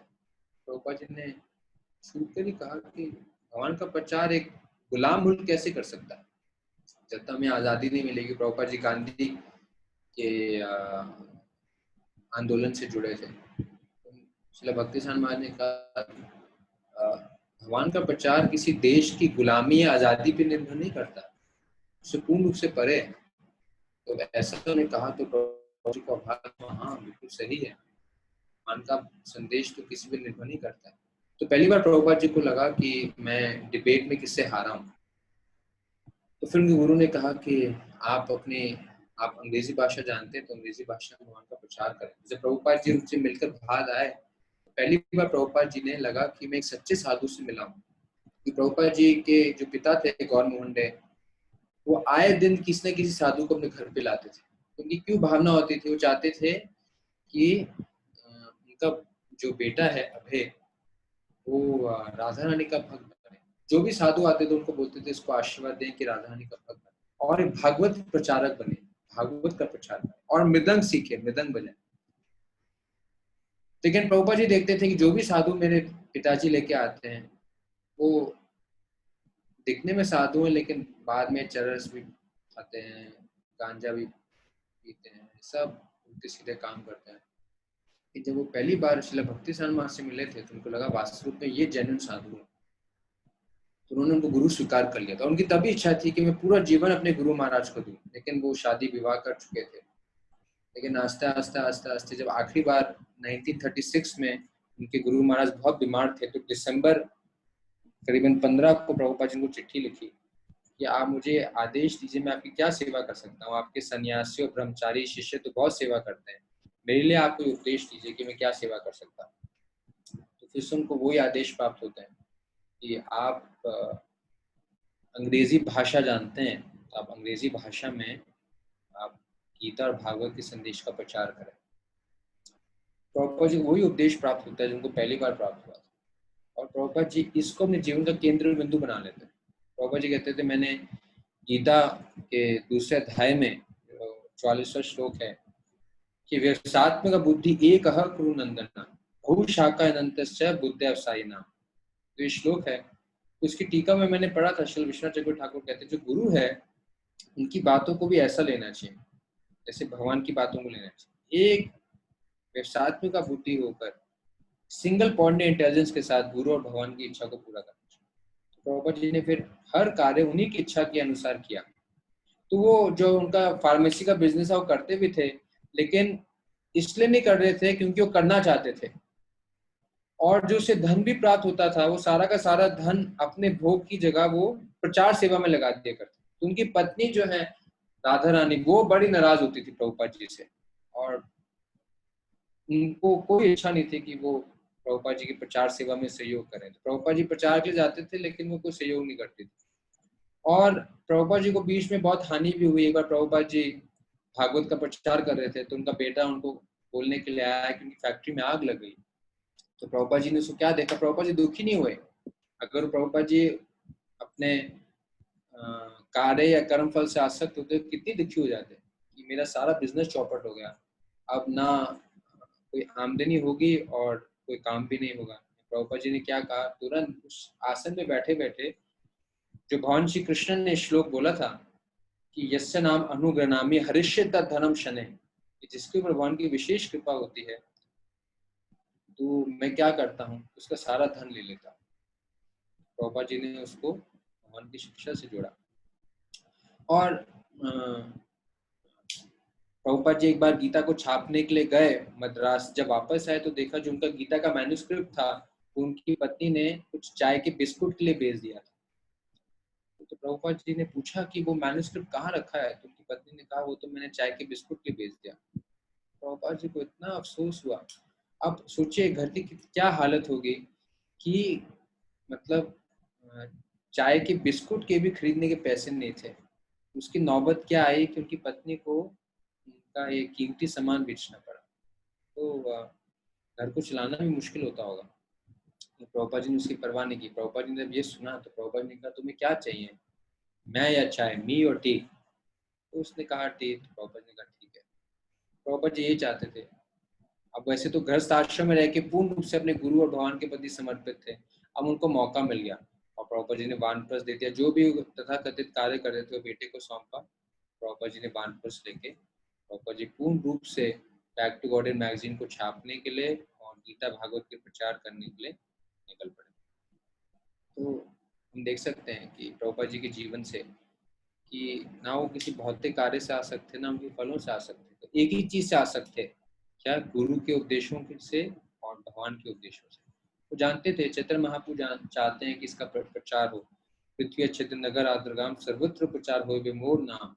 चैतन्य महाप्रभु चाहते हैं, चैतन्य वो खुद कह रहे हैं पृथ्वी के हर नगर ग्राम में मेरा प्रचार हो, कि भगवान ये चाह रहे हैं। और उनके गुरु भी यही बोलते थे कि क्योंकि चैतन्य महाप्रभु चाहते हैं तो आप प्रचार कीजिए। तो उसको अपने जीवन का केंद्र बिंदु बनाकर वो हर कार्य उसी दृष्टिकोण से करते थे। और प्रभुपाद जी के शिष्य भी ऐसा करते थे। आगे प्रभुपाद जी इस बात की पुष्टि करेंगे। जैसे प्रभुपाद जी के एक बहुत प्रसिद्ध शिष्य थे, उनका नाम था जयानंद प्रभु। और वो इतने प्रभुपाद जी को प्रिय शिष्य थे, जब जयानंद प्रभु ने शरीर छोड़ा तो इस्कॉन के कैलेंडर में उनका तिरुभाव दिवस मनाया गया। पहली बार वैष्णव कैलेंडर में जयानंद प्रभु का तिरुभाव दिवस हुआ। प्रभुपाद जी कहते थे इनको तिरुभाव दिवस बनाने के लिए। और क्योंकि उन्होंने रथ यात्रा शुरू किया था तो इस्कॉन की हर रथ यात्रा में प्रभुपाद जी के आदेश अनुसार उनकी तस्वीर रखी जाती थी। तो जयानंद प्रभु सैन फ्रांसिस्को में रहते थे। एक धनाढ़ी परिवार से थे, सुंदर थे, स्वस्थ थे, बुद्धिमान थे। उन्होंने मैकेनिकल इंजीनियरिंग की थी ओहायो यूनिवर्सिटी से, उस समय 1967 की बात है।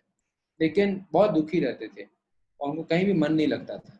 और मन नहीं लगता था इसलिए क्या करते थे, इंजीनियरिंग की पढ़ाई, इंजीनियरिंग नौकरी करने की जगह कैब ड्राइविंग करते थे, टैक्सी चलाते थे। तो बाद में किसी भक्त ने पूछा कि आप टैक्सी क्यों चलाते थे, आपको अच्छी नौकरी मिल सकती थी, आप इतने बुद्धिमान हैं, मैकेनिकल इंजीनियर हैं ओहायो यूनिवर्सिटी से। उन्होंने कहा कि मैं ऐसा जीवन कभी जीना ही नहीं चाहता था।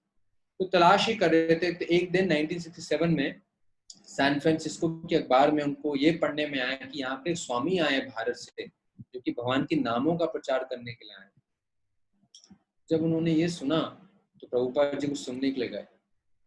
जब सुनने के लिए गए तो वो एक ऐसे इकलौते व्यक्ति थे जो वहां उस सभा में हिप्पी नहीं था, क्योंकि वो हिप्पी का हब था सैन फ्रांसिस्को। तो जब प्रभुपाद जी वहां पर गए तो चारों तरफ हिप्पी हिप्पी होते थे। तो एक ऐसे व्यक्ति थे जो हिप्पी नहीं था, जिसका एक अच्छी पढ़ाई लिखाई थी, अच्छे घर से थे, सुंदर थे, स्वच्छ कपड़ों में थे, क्या नौकरी थी। तो वो क्या करते थे, प्रभुपाद जी के जो सुबह सुबह क्लासेस होती है, सुबह सुबह प्रभुपाद जी गीता क्लासेस, भागवत क्लासेस रखते थे। तो सुबह सुबह जाते थे क्योंकि उनको पता होता था कि सुबह सुबह सारे हिप्पी सोए होंगे। तो कभी कभी वो प्रभुपाद जी बोलते थे, अकेले सुनते थे।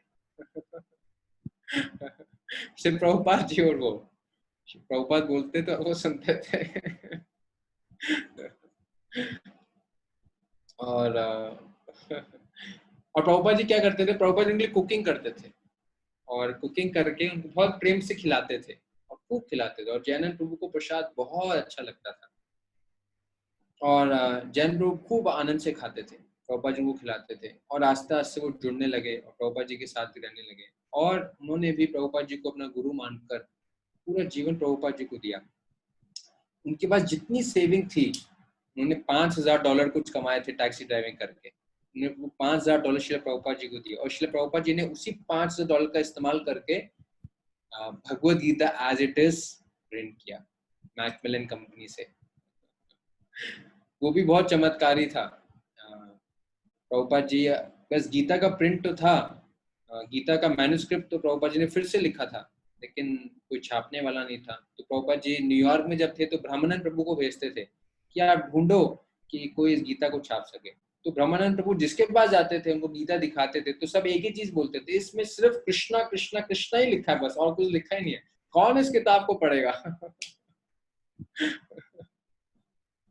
प्रभुपाद जी को हरिनाम में इतना विश्वास होता था क्योंकि प्रभुपाद जी ने अपने गुरु से सीखा था।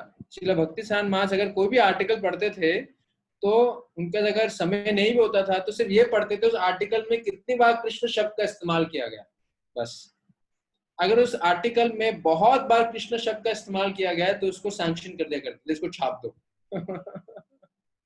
पूरा कंटेंट भी नहीं देखते थे। ये देखते थे हरि नाम है तो बस ठीक है। प्रभुपाद ने वही मूड कैच किया था क्योंकि भागवत का मूड है। एतावान निर्विद्यमानानाम इच्छताम अकुतो भयम् योगिनाम निर्मनिर्णयताम हरे नाम अनुकीर्तनम्। एतान वा निर्विद्यमानानाम इच्छताम अकुतो भयम् योगिनाम निर्निर्णयताम हरे नाम अनुकीर्तनम्। ये निर्धारित सत्य है। एतान वा निर्विद्यमानानाम इच्छताम अकुतो भयम्, अगर कोई भय रहित और संशय रहित कोई तरीका है भगवत प्राप्ति का तो ये निर्धारित किया गया है सभी शास्त्रों के माध्यम से, सभी भक्तों के माध्यम से। वो क्या है? हरे नाम अनुकीर्तना, भगवान के नाम का कीर्तन। ये भागवत सिद्धांत है, भागवत की पुष्टि है। कलेर दोष निधीराजन नस्ति एक महान गुना कीर्तनादेव कृष्णस्य मुक्त संगा परम व्रजेत। कलयुग दोषों से भरा है, एक विशेष गुण क्या है? कीर्तनादेव कृष्णस्य मुक्त संगा परम व्रजेत। ये इसमें भगवान श्री कृष्ण का कीर्तन ही सर्वश्रेष्ठ विधि है। और बार बार भागवतम के हर स्कंध में बार बार हरिनाम की चर्चा होती है कि हरिनाम ही एकमात्र साधन है। हरे नाम एव केवलम नास्तेव नास्तेव नास्तेव गतरन्यथा। हरिनाम सब कुछ। तो प्रभुपाद जी को ने अपने गुरु को देखा था कि ये भागवत शिक्षा को केंद्र में रखते हुए कि हरे नाम एव केवलम, तो प्रभुपाद जी ने हरि नाम को केंद्र बिंदु में रखा, हरि नाम एवं केवलम। तो इसलिए वो हर तात्पर्य में कृष्ण की भक्ति की पुष्टि करते हैं। चाहे वो श्लोक भगवान आप फिलोसफिकली कोई भी चीज कैसे भी उसको समझाया जाए, लेकिन प्रभुपाद जी क्या करते हैं उसको हमेशा भक्ति में तात्पर्य देंगे ताकि किसी कोई व्यक्ति कोई भी श्लोक पढ़े गीता का, भगवद गीता यथारूप का, तो उसको यही समझ में आएगा कि कृष्ण सर्वश्रेष्ठ है, कृष्ण की भक्ति सर्वश्रेष्ठ है, कृष्ण का नाम सर्वश्रेष्ठ है। मैं एक बारी एक व्यापारी से मिला पुरानी दिल्ली में, अभी हमारा मंदिर बना रोहिणी में, तो उसके लिए निर्माण करने के लिए मैं लोगों को संपर्क कर रहा था, तो मेरा संपर्क हुआ उनसे। तो मैं उनसे मिलने के लिए गया पुरानी दिल्ली में, दाल का काम था, दाल बेचते थे। जैसे ही मिलने के लिए क्या देखा तो मुझे लगा कि मैंने इनको देखा हुआ है। तो उनसे पूछा तो कहने लगे कि वास्तव रूप में एक हास्य कवि हूँ और बहुत बार टीवी में भी आते हैं हास्य कवि, लेकिन कमाई के लिए दाल का काम करते हैं। तो मैंने कहा अरे, तो बहुत खुशी हुई आपसे भेंट हुई। तो वो कहने लगे वास्तु रूप में मैं आपकी संस्था से बहुत पुराना जुड़ा हूँ। मैंने पूछा कैसे? तो कहने लगे जब मैं कुछ 9 साल का बच्चा था तो मुझे आपकी प्रभुपाद जी की गीता प्राप्त हुई थी। तो जब गीता प्राप्त हुई तो मैं पढ़ने लगा और जब मैंने पूरी गीता पढ़ी तो मुझे ज्यादा कुछ समझ में नहीं आया, सिर्फ 2 बातें समझ में आई। वो खुद शेयर कर रहे थे।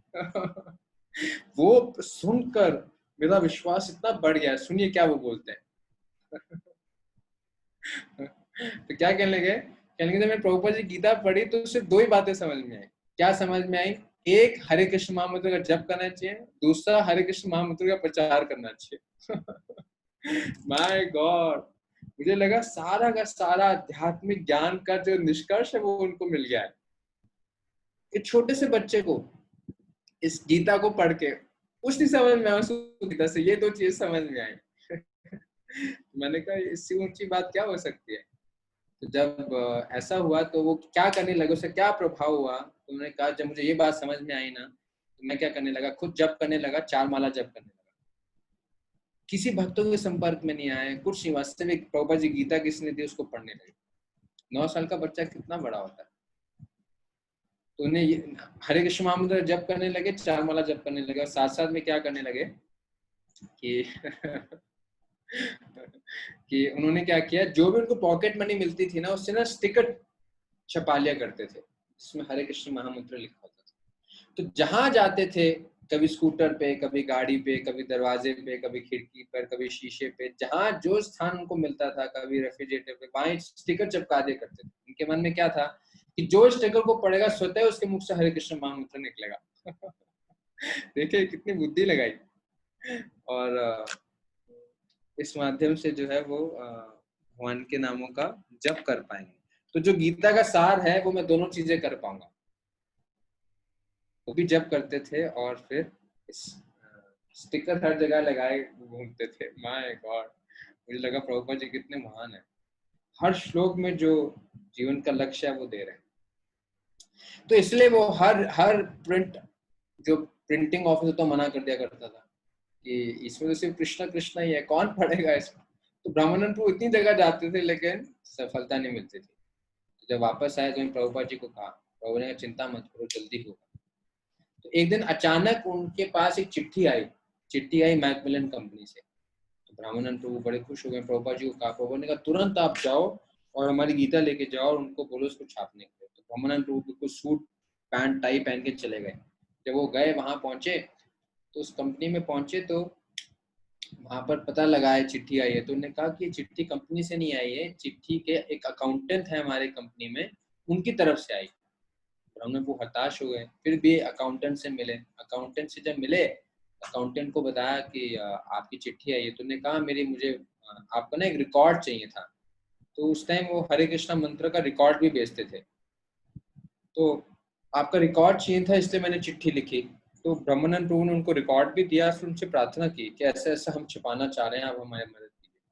तो उस अकाउंटेंट ने कहा मेरा तो कोई संपर्क नहीं है, मैं तो अकाउंट्स ऑफिस में हूँ, प्रिंटिंग सेक्शन तो अलग है, तो मैं आपको मिला नहीं सकता। तो बड़े हताश हो गए। अचानक क्या हुआ, उसी समय जो है वो उसके एडिटर आ गए वहां पर, उस अकाउंट्स ऑफिस के कमरे में। देखिए भगवान का चमत्कार। Krishna consciousness is a life full of miracles.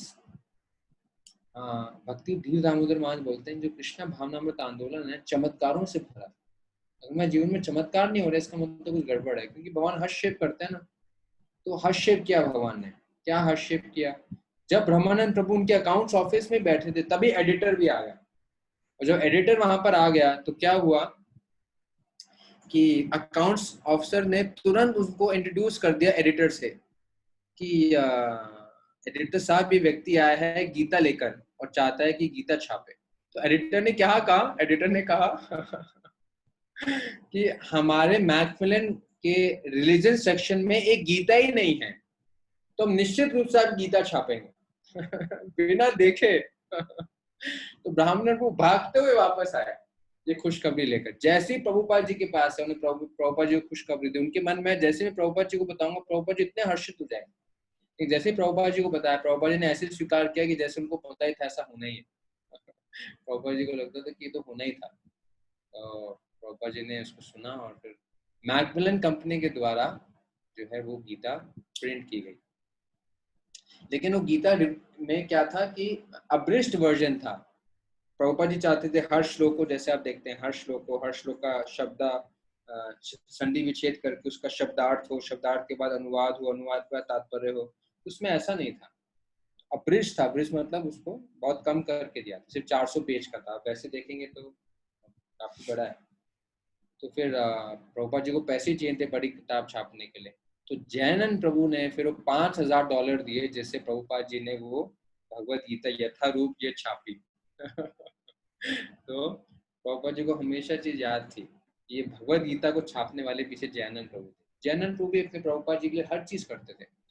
एक बार इतनी सेवा करते थे, इतनी सेवा करते थे, जो भी सेवा की आवश्यकता होती थी वो करते थे, ये नहीं देखते थे। हालांकि सैन फ्रांसिस्को मंदिर के प्रेसिडेंट थे, लेकिन कूड़ा भी फेंकते थे। तो एक बारी एक भक्त जो है वहां पर सैन फ्रांसिस्को में करंदर प्रभु थे, तो एक नया लड़का आया, करंदर प्रभु को मिला, तो करंदर प्रभु से कहा कि मैं सेवा करना चाहता हूँ। तो करंदर प्रभु ने कहा नए व्यक्ति हो तो आप ये कूड़ा फेंक के आ गए। जब कूड़ा फेंकने के लिए गए तो वहाँ जैनन प्रभु कूड़ा फेंक ही रहे थे। तो जैनन प्रभु ने कहा देखो नया व्यक्ति आया, जैनन प्रभु ने कहा देखो मैं कूड़ा फेंकने वाला हूँ। और मैं देखता था कि पहले बाहर कोई व्यक्ति आता था कूड़ा फेंकने के लिए, लेकिन मेरा कितना सौभाग्य है कि कृष्ण ने मुझे अब सेवा में लगा दिया कि उनके मंदिर का जो कूड़ा है मैं उसको फेंकूं। कितना सौभाग्यशाली हूँ। तो बड़े आनंद पूर्वक उन्होंने उस कूड़े का डब्बा लिया और बड़े कूड़े कैन में फेंका। तो उस नए लड़के ने भी उनके साथ सहयोग दिया और फेंका। फिर बाद में उस नए लड़के ने क्या किया, मंदिर में जुड़ गया, वो ज्वाइन कर गया। तो उसको बोला कि आप कैसे ज्वाइन कर गए? तो उसने कहा कि मैंने देखा कि अगर कूड़े फेंकने वाला भक्त इतना महान है तो बाकी भक्त कैसे होंगे? अगर कूड़े फेंकने वाला भक्त इतने आनंद में है तो बाकी भक्त कितने आनंद में होंगे? तो उस आनंद को प्राप्त करने के लिए वो जुड़ गया। ये है एक सच्चे भक्त का प्रचार, कि उसको बोलना नहीं पड़ता है, बिना बोले उसका प्रचार होता है, क्योंकि वो उस कार्य को कर रहा है। तो जैनन प्रभु ऐसे थे। प्रभुपाद जी सारी सेवा करते थे, कुकिंग से लेकर, प्रीचिंग से लेकर, प्रचार से लेकर, कूड़े को फेंकने से लेकर, मैनेजमेंट से लेकर, प्रेसिडेंट से लेकर, यहाँ तक कि जब राधा दामोदर बस पार्टी निकलती थी तो जैनन प्रभु बस को चलाते थे। सबसे सीनियर भक्त थे, 1967 में जुड़े थे जब इस्कॉन बना ही था।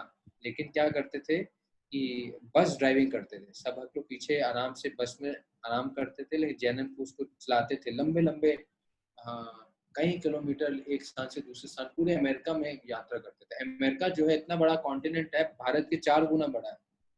पूरे अमेरिका में यात्रा करते थे संकीर्तन आंदोलन के लिए। तो उनको कोई शर्म नहीं थी, कोई सेवा छोटी है बड़ी है। तो एक बार ये हमेशा सेवा में मग्न रहते थे, सुबह से लेकर रात तक। तो एक बार दानवीर महाराज, जो आप महाराज हैं, तो उस टाइम सैन फ्रांसिस्को मंदिर में थे, तो उन्होंने पूछा जैनन प्रभु से कि जैनन प्रभु की शुद्ध भक्त थे, उनकी प्रसिद्धि वैसी हुई थी, सब भक्त उनको इतना प्रेम करते थे, वो सबको प्रेम करते थे, सबके उनकी प्रशंसा करते थे। तो दानवीर प्रभु ने पूछा जैनन प्रभु से कि जैनन प्रभु आप बताइए कि हम कैसे आध्यात्मिक उन्नति कर सकते हैं। सोचिए जैनन प्रभु का क्या जवाब होगा। जैनन प्रभु कहते हैं कि बस इतनी सेवाएं हैं प्रभुपाद जी के लिए कि मुझे पास समय नहीं है कि मैं सोचूं आध्यात्मिक उन्नति कैसे होगी। उनको ये भी चिंता नहीं थी कि मेरी आध्यात्मिक उन्नति होनी है। तो इसी बात से संतुष्ट थे कि मैं प्रभुपाद जी की सेवा करता रहूं, कृष्ण की सेवा करता रहूं किसी रूप से। ना उनको कोई भौतिक उपलब्धि चाहिए थी, ना आध्यात्मिक उपलब्धि चाहिए थी। ना उनकी कोई भौतिक इच्छा थी, ना आध्यात्मिक इच्छा थी। जैसे प्रहलाद महाराज से केस 7वें स्कंद के 10वें अध्याय में हम पढ़ते हैं, नरसिंह देव प्रहलाद महाराज से बोलते हैं, प्रहलाद तुमने मेरे लिए इतने कष्ट सहे हैं, मैं तुम्हारी कोई भी इच्छा पूरी करना चाहता हूँ, आप मुझे बताओ तुम क्या चाहते हो। प्रहलाद महाराज कहते हैं कि भगवान अगर मैं आपसे कोई भी चीज मांगूंगा तो मैं एक व्यापारी बन जाऊंगा, वाणिक बन जाऊंगा। तो प्रेम में कोई पैसों का लेन देन थोड़ी ना होता कि मैं इसलिए थोड़ा सेवा कर रहा था कि मुझे आपसे कुछ चाहिए, मैं तो आपसे प्रेम करता था इसलिए आपकी सेवा की। और वो मालिक भी मालिक नहीं है जो कि अपने सेवक को वेतन दे इसका मतलब कर्म हो गया, प्रेम तो है ही नहीं। पिता अगर अपने बेटे को कुछ लाने के लिए बोलता है तो कोई वेतन थोड़ी ना देता है, मुझे आपसे कुछ नहीं चाहिए। तो ऐसे भाव था जैनन प्रभु का। जैनन प्रभु ये भी नहीं चाहते थे कि मैं कोई आध्यात्मिक उन्नति करूं, उसी बात से हमेशा खुश रहते थे कि मैं श्रीला प्रभुपाद जी की सेवा करूं। मेरे गुरु महाराज इतने महान हैं कि उनकी कोई भी सेवा बहुत महान है, तो वही मेरे जीवन की परिकाष्ठा है। ऐसे भगवान श्री कृष्ण भी है कि हर सेवा जो है वो विशेष है, उसी सेवा में उसे संतुष्ट रहते हैं। तो वो कहते हैं, भगवान कहते हैं ऐसे कार्य जिसमें सिर्फ भगवान की प्रसन्नता बीच में हो, ना हम कार्यों के फल से आ सकते हो, ना कार्य से आ सकते हो, वो जो है व्यक्ति इस संसार में रहते हुए भी संसार कर। अब हम आगे वाले श्लोकों में ये चीज पढ़ेंगे। ये चीज इसी उदाहरण को देखें। प्रभुपाद जी क्या कहते हैं, अब 10वां श्लोक हमने पढ़ा ना, 11वां श्लोक, निस्संदेह किसी भी देहधारी प्राणी के लिए समस्त कर्मों का परित्याग कर पाना असंभव है। यहाँ 11वें श्लोक में भगवान कह रहे हैं कि किसी के लिए भी अपने कार्य को त्यागना असंभव है, कार्यों से बच नहीं सकता है, लेकिन जो कर्म फल का परित्याग करता है वास्तव रूप में वही त्यागी कहलाता है। प्रभुपाद जी कह रहे हैं कि हमें कर्मों को नहीं त्यागना है, कर्म से आसक्ति और कर्म फल की आसक्ति से अपने आप को त्यागना है। तो यहाँ पर प्रभुपाद जी भगवान इसकी पुष्टि कर रहे हैं। तो इसके तात्पर्य में पढ़ता हूँ। तात्पर्य में प्रभुपाद जी कह रहे हैं, भगवत गीता में कहा गया है कि मनुष्य कभी भी कर्म का त्याग नहीं कर सकता। अतएव जो कृष्ण के लिए कर्म करता है और कर्म फलों को का भोगता नहीं तथा जो कृष्ण को सब कुछ अर्पित करता है वही वास्तविक त्यागी है। अब प्रभुपाद जी अपने शिष्यों के बारे में बता रहे हैं। प्रभुपाद जी कहते हैं, अंतर्राष्ट्रीय कृष्णा भावनामृत संघ के अनेक सदस्य हैं जो अपने अपने कार्यालयों, कारखानों या अन्य स्थानों में कठिन श्रम करते हैं और वे जो कुछ कमाते हैं उसे संघ को दान दे देते हैं। ऐसे महात्मा व्यक्ति वास्तव में सन्यासी हैं और वे सन्यास में स्थित होते हैं। यहाँ स्पष्ट रूप से बताया गया है कि कर्म फलों का परित्याग किस प्रकार और किस प्रयोजन के लिए किया जाना चाहिए। बाबा जी कह रहे हैं कि ऐसे बहुत सारे शिष्य हैं क्योंकि कार्य भी मेरे कहने पर कर रहे हैं और कार्य का फल भी मुझे ही देते हैं। जैसे हमारे गुरु महाराज हैं परम पूजनीय गोपाल कृष्ण गोसाई महाराज। तो प्रभुपाद जी कहते थे वास्तव रूप में सन्यासी, हालांकि महाराज पहले गृहस्थ आश्रम में थे, लेकिन गृहस्थ आश्रम में जैसी महाराज जुड़े तभी महाराज को प्रभुपाद जी देखे कहते थे वास्तव रूप में सन्यासी है। क्यों सन्यासी हैं? हमारे गुरु महाराज जो भी कार्य करते थे सारा का सारा चेक जो है वो प्रभुपाद जी को ले आया करते थे। तो हम वो भी हमेशा चाहते थे कि वो प्रभुपाद जी को अपना पूरा जीवन समर्पित करें, लेकिन प्रभुपाद जी ने कहा नहीं, आप विवाह करें और आप ये कार्य करें। और गुरु महाराज कोका-कोला कंपनी में बहुत ऊंची पदवी में थे, लेकिन वो पदवी को संभाल भी इसलिए रहे थे कि प्रभुपाद जी चाहते थे। हालांकि गुरु महाराज डबल MBA थे, पहला MBA उन्होंने फ्रांस से किया, फिर कनाडा से किया। तो जब प्रभुपाद जी की भेंट में आए तो उन्होंने सब कुछ अपने प्रभुपाद जी को अर्पित कर दिया। तो क्या करते थे, जैसे उनको तनख्वाह मिलती थी तो पूरी की पूरी तनख्वाह प्रभुपाद जी को दे दिया करते थे, पत्नी को नहीं दिया करते थे, प्रभुपाद जी को देते थे। प्रभुपाद जी प्रचार आंदोलन में जो इस्तेमाल करके उनको वापस करते थे उसी से में जीवन व्यापन करते थे। प्रभुपाद जी कहते थे कि असली में ये सन्यासी हैं क्योंकि ना इनको कर्म से आसक्ति है ना कर्म के फलों से आसक्ति है। तो आज भी हमारे गुरु महाराज गोपाल कृष्ण गोसाई महाराज को हम देखते हैं, उन्होंने जीवन का हर क्षण अपने गुरु शिला प्रभुपाद जी को दिया। एक बार इस ग्रेस मोहन बाबू जी बता रहे थे कि गोपाल कृष्ण स्वामी उनको बता रहे थे कि जितना ही मनुष्य के संभव है ना मेहनत करना, उससे ज्यादा मेहनत मैंने गुरु शिला प्रभुपाद जी के लिए की, इससे ज्यादा संभव नहीं। ऐसे ही शेयर कर रहे थे ये बताने के लिए कि उन्होंने सब कुछ अपने गुरु महाराज शिला प्रभुपाद जी को अर्पित किया। हम देख भी रहे हैं आज गुरु महाराज के इस प्रयास से भारत जैसे शहर में, जो कि दिल्ली जैसे शहर में जो भारत की राजधानी है, वहाँ पर आज 15 से ऊपर मंदिर है। छिपीवाड़ा मंदिर जहाँ प्रभुपाद जी रहते थे वो गुरु महाराज ने खरीद लिया। पूरे दिल्ली में हर कोने में हर 10-12 किलोमीटर की दूरी में एक मंदिर है। ऐसे कोई भी शहर नहीं है जहाँ इतने सारे मंदिर हैं।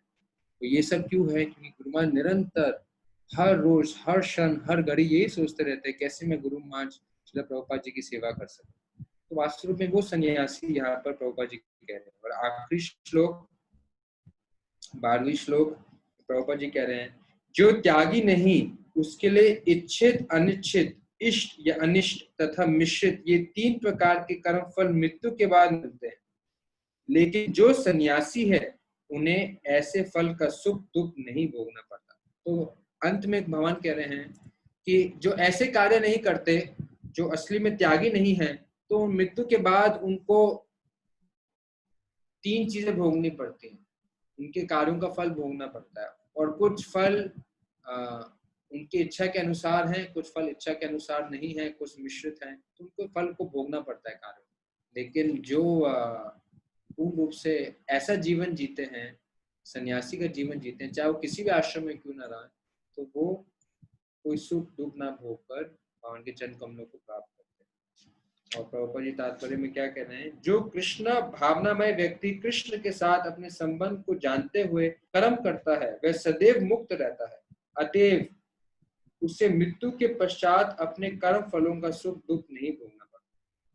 तो कार्य कर रहा है लेकिन कार्य के फल में लिप्त नहीं, तो कार्य करते हुए भी वो मतलब काम करते हुए भी अकाम है। तो सकाम, विकर्म और अकाम, तो उनका हर कार्य अकाम है कि वो कार्य कर रहे हैं लेकिन उसका कोई प्रतिक्रिया नहीं हो रही, उसका कोई फल पैदा नहीं हो रहा, तो वो अभी भी मुक्त हैं और जीवन को त्यागने के बाद भी मुक्त रहेंगे।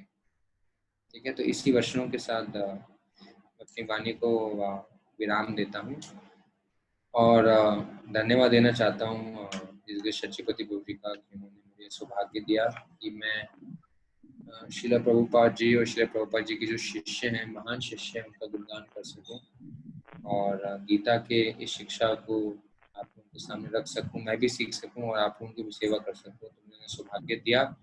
तो आप सबका बहुत बहुत धन्यवाद। जगत गुरु श्रील प्रभुपाद की, संवेद भक्तवृंद की, निताय गौर प्रेमानंदे। हरे कृष्णा। बहुत बहुत धन्यवाद करुणाचंद्र को, बहुत बहुत धन्यवाद। किसी भक्त का कोई प्रश्न है तो पूछ सकते हैं। हाँ जी, हाँ जी, किसी भक्त का कोई प्रश्न है तो पूछ सकते हैं। हरे कृष्ण प्रभु जी। हाँ, यस प्रभु जी, यस प्रभु जी, मैं सचिन गुप्ता बोल रहा हूँ द्वारका से। हाँ प्रभु जी। सचिपति प्रभु जी के सानिध्य में हम लोग काफी अच्छी तरीके से सीखने की कोशिश कर रहे हैं और उन्हीं की कृपा से आप जैसे भक्तों का भी दर्शन हो जाता है। प्रभु जी, मैं ये जानना चाहता हूँ, ये बेसिकली जो अंतर है कर्म, विकर्म और अकर्म में, ये मैं कई बार पढ़ चुका हूँ इसके बारे में, लेकिन अच्छी तरीके से मुझे समझ में नहीं आता। तो आज इसी बात को समझाया गया प्रभु जी कि जब हम कर्म करते हैं लेकिन हमारी भावना होती है कि हम जो कर्म का निष्कर्ष निकलेगा उसको भोगें, या हम इस भावना से करें कि मैं कर्म का करता हूँ, तो ये हमें कर्म में बांधने वाला है। तो या तो हमें सकाम फल मिलेगा, मतलब अच्छा फल मिलेगा, या विकर्म मिलेगा, या उसका पाप मिलेगा। लेकिन जब हम कार्य करते हैं जिसमें हम भगवान की प्रसन्नता के लिए वो कार्य करें और उस कार्य के फल भी भगवान को अर्पित करें या गुरु को अर्पित करें, तो हम कार्य करते हुए भी अकाम कर रहे हैं। मतलब दिखने में कार्य कर रहे हैं लेकिन कार्य नहीं कर रहे वास्तविक रूप में, क्योंकि उसका फल पैदा नहीं हो रहा। तो ये दोनों में अंतर क्या है? दोनों में कार्य कर रहा है व्यक्ति, लेकिन चेतना में अंतर है। क्या चेतना में अंतर है? वो कार्य कर रहा है जो कृष्ण को पसंद है, और जो कार्य का फल है वो भी कृष्ण की सेवा में लगाता है। तो वो कार्य कर भी रहा है लेकिन वो उस कार्य का फल पैदा नहीं हो रहा। तो हमें ऐसा जीवन जीना है। मैं समझा पाया आपको? जी प्रभु जी, धन्यवाद। धन्यवाद। हरे कृष्ण। हरे कृष्ण।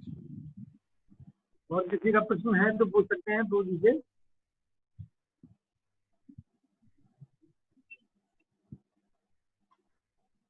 करुणाचंद्र प्रभु, मैं आपसे पर्सनल पूछना चाहूंगा। प्रभु जी प्लीज थोड़ा ये बताइए कि हाउ यू ज्वाइंड इस्कॉन, कैसे मतलब आपको इम्प्रेसिव लगा इस्कॉन? प्रभु जी, मैं कुछ ऐसा मेरा सौभाग्य जागृत हुआ कि एक्चुअली मैं जब स्कूल में था तो स्कूल में मेरी दो टीचर्स थी। एक मैथमेटिक्स पढ़ाती थी और एक इंग्लिश पढ़ाती थी। तो दोनों के हस्बैंड आईआईटी में प्रोफेसर थे। तो आईआईटी में उस समय प्रीचिंग होती थी और वहाँ पर रोमपा स्वामी महाराज के शिष्य थे कृष्ण स्मरण प्रभु, तो वो आईआईटी में प्रीचिंग करते थे। तो वो ये प्रोफेसर्स और उनकी वाइफ्स भी वहाँ जाती थी। तो उन्हीं के प्रचार से ये सब भक्ति में जुड़ गई थी, जब भी करती थी, भगवान के विग्रहों की सेवा भी करती थी और भोग भी अर्पित करती थी। तो जब वो स्कूल में आती थी तो मैथ्स पढ़ाती थी, इंग्लिश पढ़ाती थी, लेकिन साथ साथ में कहीं ना कहीं हमें इस्कॉन के बारे में, गीता के बारे में और हम सबको प्रसाद खिलाती रहती थी। और इस संसार में जो कष्ट हैं, इस संसार कैसे दुखालय बताती रहती थी। तो उनके प्रेरणा से क्या हुआ कि इस्कॉन के बारे में, प्रभुपाद जी के बारे में, भगवान के बारे में कुछ ना कुछ दो बातें जाती रहती थी।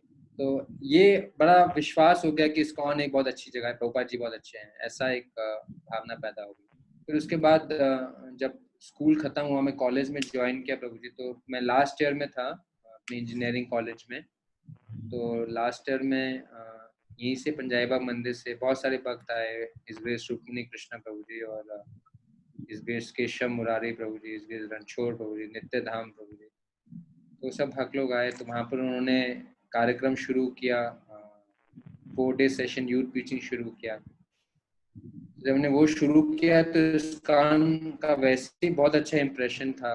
तो जैसे ही पता चला इस्कॉन का प्रोग्राम हो रहा है तो बड़ा ही एक आतुरता आ गई कि इस प्रोग्राम में जरूर जुड़ना है। और ये भक्त लोगों का इतना मधुर व्यवहार था, केयरिंग एटीट्यूड था कि मुझे याद है कि हम पहले जब सेशन होते तो बहुत बच्चे आते थे, लेकिन आस्ते आस्ते आस्ते आस्ते अटेंडेंस कम होती रहती है। तो मुझे याद है हम 3-4 भक्त गंभीर थे जो कि भक्ति नियमों का पालन करते थे। तो हम 3-4 भक्तों के लिए 5-6 डिवोटीज आते थे। रुक्मिणी कृष्ण भोज आते थे, केशव माई भोज आते थे, नित्यधाम भोज आते थे। हम 3 भक्त होते थे, और मतलब 3 गेस्ट होते थे और 6 जो है वो वॉलंटियर्स होते थे। और इतना प्रसाद खिलाते थे, इतना प्रेम देते थे। फिर उसके बाद मैं मंदिर में बुलाकर गीता और भागवतम क्लासेस में इनवाइट करते थे। तो इन सभी भक्तों के शिक्षा से, प्रेम से, स्नेह से मैं भक्ति में जुड़ा प्रभु जी। और फिर कॉलेज खत्म किया। फिर मेरा एक्चुअली में बहुत लंबी चीज़ है, बट इन शॉर्ट उन सब भक्तों के सहयोग से प्रभु जी में जुड़ा। और पूरे मतलब बाहर से लेकर आश्रम आने तक सभी का बहुत मेरे ऊपर उपकार है, और मैं पूरे जीवन भर उस उपकार के अंदर ही रहूँगा। तो बहुत आभारी हूँ सब भक्तों का। तो ऐसा प्रभु जी सौभाग्य मिला भक्ति में आने का। पेरेंट्स ने ऑब्जेक्शन नहीं किया? कुछ पेरेंट्स ने ऑब्जेक्शन नहीं किया ये बच्चा कहाँ जा रहा है ये एज में? प्रभु जी उस समय क्या हुआ, जब मैं जुड़ा तो मदर भी जुड़ गई, क्योंकि मदर के जो पेरेंट्स थे वो आनंद मार्ग से जुड़े थे। आनंद मार्ग ना एक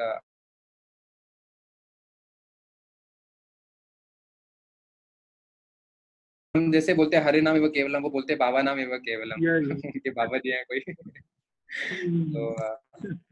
तो उनके अंदर भी वैसे तो सभी आध्यात्मिक संस्थाओं में काफी चीजें एक जैसे होती हैं कि प्यार लसन नहीं और ब्रह्मचार्य और ये और वो। तो मेरी माता जी ने देखा था कि उनके परिवार वाले आध्यात्मिक जीवन जीते थे। जब वो आए यहाँ पर तो उनका स्वतः ही उनका लगाव हो गया, तो वो भक्ति में जुड़ गई। तो उनका बड़ा सपोर्ट रहा प्रभु जी मुझे। और मेरे फादर भी बहुत सॉफ्ट हार्टेड है। तो मैं बहुत बार झूठ बोलकर जो है मैं बोलता था कि मैं जापानीज सीख रहा हूँ, और जापानीज सीखने के बहाने जो है वो मंदिर में आके गीता और भागवतम सुनता था। तो मेरे पिताजी अभी भी कंफ्यूज थे कि कहाँ जापानीज सीखने जाता था। तो मुझे पूछते थे जापानीज को सुनाओ तो सही, लेकिन उनको आते नहीं थी तो समझ में नहीं आता था बोल ठीक रहा है गलत रहा है। तो एनी हाउ, तो बट मुझे याद है प्रभु जी कि एक बारी मैं मंदिर में ऑलमोस्ट जुड़ गया था, ज्वाइन कर गया था। तो एक दिन मेरी मंदिर हर सैटरडे को भागवत क्लास सुनने के लिए आती थी। तो एक दिन की बात है कि मेरी मदर ने मुझे कोने में बुलाया। तो उन्होंने कहा कि मेरा ना प्रभु जी घर में निक नेम करुणा शुरू से था, और गुरु महाराज ने स्वाभाविक करुणा चंद्र ही नाम दिया। तो मुझे करुणा करुणा वैसे ही बुलाती थी। तो उन्होंने कहा करुणा तुम इधर आओ, मैं तुमसे कुछ बात करना चाहती हूँ। बड़ी गंभीर थे। तो मंदिर के बाहर मुझे लेके गई, कोने में लेके गए सबसे दूर। मैंने कहा क्या हुआ? तो मुझे मेरी मदर कहने लगी कि मैं तुमसे एक बात कहना चाहती हूँ। मैंने कहा बताओ। तो मुझे कहने लगी देखो तुम अभी जवान हो और तुम्हारा भी उम्र ज़्यादा नहीं है, तो इस उम्र में ना बहुत प्रलोभन होता है और बहुत आकर्षण होता है, लेकिन मेरी बात मानो, विश्वास करो मेरी बातों का, इस आकर्षण में ना कोई सुख नहीं रखा और गृहस्थ आश्रम में बहुत दुख है। तो तुमने अगर जीवन स्वीकार किया है तो पूरा जीवन भर इस विरक्त आश्रम में रहना, तो हमेशा सुखी रहोगे। ये मत सोचना कि मैं बाहर जाके शादी कर लूं और खूब आनंद भोगूं, कभी मत सोचना। तो मैं अपने अनुभव से कह रही हूँ, यही रहो और खुश रहो। तो मैंने कहा माता जी, बहुत कम शायद ऐसी माँ होंगी जो अपने बेटों को बोलेंगी कि तुम विरक्त आश्रम में रहो। तो अगर आपका साथ है मेरे साथ में, अगर आपका आशीर्वाद है मेरे साथ में, फिर मुझे कोई डर नहीं है। तो मुझे विश्वास है कि फिर मैं नैया पार हो जाएगी। सच्ची माँ है इसका मतलब। हाँ, तो उनका बड़ा मेरे पास समर्थन रहा, उनका बहुत सपोर्ट रहा। और फादर तो आज भी मतलब देखकर जो है, देख नहीं पाते मुझे सैफरन कपड़ों में ना, लेकिन अब थोड़ा सेटल हो गया। तो जो मैंने सुना कि बैंड बाजा बजा करके आपको छोड़ के गए थे, वो आप थे या मुरली कृष्ण बाबू थे? नहीं, मुरली कृष्ण बाबू थे। अच्छा, वो मुरली कृष्ण बाबू थे। उनके दोनों बैंड बाजे के साथ ये बात है। मुरली कृष्ण बाबू जी जब जुड़े तो जब उन्होंने घर पे बात बताया, हालांकि इकलौते बेटे हैं, उनका एक ही बेटा, बाकी सब बेटियां हैं, लेकिन जब उनके माता पिता को पता चला तो माता फिर उनके फादर उनको कहा, देख मुरली कृष्ण को कहा, उनका नाम मनीष था, मनीष तो गुरु महाराज के जीवन दे रहा है, तो गुरु महाराज की नाक कभी मत कटाइयो, कभी भी ऐसा मत कहियो जिससे गुरु महाराज की नाक कटे। हमें कुछ नहीं चाहिए तुझसे, लेकिन हमारे गुरु महाराज का नाम नहीं खराब होना चाहिए। कितना विश्वास है गुरु महाराज पे। तो सिर्फ ये संदेश देके भेजा प्रभु जी, और फिर कीर्तन करते हुए अपने घर से प्रभु जी को यहाँ पर लेके आए और यहाँ मंदिर के अथॉरिटीज को उनको दिया। बहुत एग्जाम्पल है, बहुत एग्जाम्पल। हम पंजाबी बाग आके हम भी गंगा में स्नान कर लेते हैं प्रभु जी, ऐसे ऐसे भक्तों में दर्शन करके। सही बात है प्रभु जी, यहाँ पर एक से एक भक्त बहुत महान है। सही कह रहे हैं आप। आज आपने ऐसा प्रवचन दिया प्रभु जी, बिल्कुल गला जो है ना गदगद हो गया, पूरा हृदय जो है ना स्वच्छ हो गया एकदम से। इतना सुंदर लेक्चर दिया आपने, इतना सुंदर घटनाएं सुनाई, जैनंद प्रभु की, गुरु महाराज की, प्रभुपाद की, इस तरह से प्रभुपाद की मैकमिलन कंपनी ने एक ही भगवत गीता वैकेंसी और वो छप गई। तो वंडरफुल लेक्चर प्रभु जी। और अगर किसी भक्त का प्रश्न है तो पूछ सकते हैं अभी 5 मिनट और। Any devotee wants any question? मैं तो बस आप साथ में थे तो बस कुछ बोल पाया, आपका आशीर्वाद था, आप थे तो बस हो पाया। म्यूट कर दिया उसने, बोलो कुछ। हरे कृष्णा प्रभु जी। हाँ, हरे कृष्णा बोले राम नाम। अच्छा, ठीक है। प्रभु जी, मैं जो है ना सचिपति दास जो हमारे जो है छोटे भाई हैं, ठीक है प्रभु जी। मैं मिला था प्रभु जी आपसे ना। हाँ जी, हाँ, नहीं ठीक है, बहुत बहुत धन्यवाद। आज आपने जो प्रवचन दिया ना वो बिल्कुल मेरे मतलब का था। तो मैंने एक सवाल ये पूछा है कि जब से लॉकडाउन हुआ ना तो नौकरी में मतलब जो है टाइम नहीं मिलता बिल्कुल भी, लेकिन मैंने जो है प्रभुपाद जी लीलामृत पढ़ी इस टाइम लॉकडाउन में।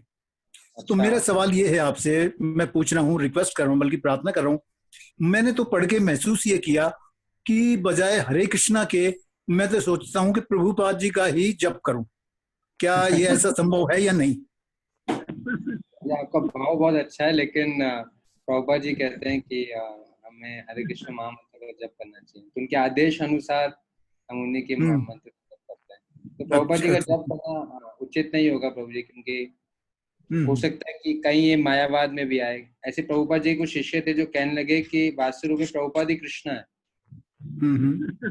जब प्रभुपाद जी ने सुना, आपने पढ़ा भी होगा लीलामृत में, तो प्रभुपाद जी ने कहा कि नहीं, ये मायावाद है, गुरु भगवान नहीं है, लेकिन गुरु भगवान के समान आदरणीय है। तो प्रभुपाद जी ने उनको फिर बल्कि संस्था से भी निकाल दिया। तो प्रभुपाद जी ये नहीं चाहते थे कि मायावाद सिद्धांत की पुष्टि हो।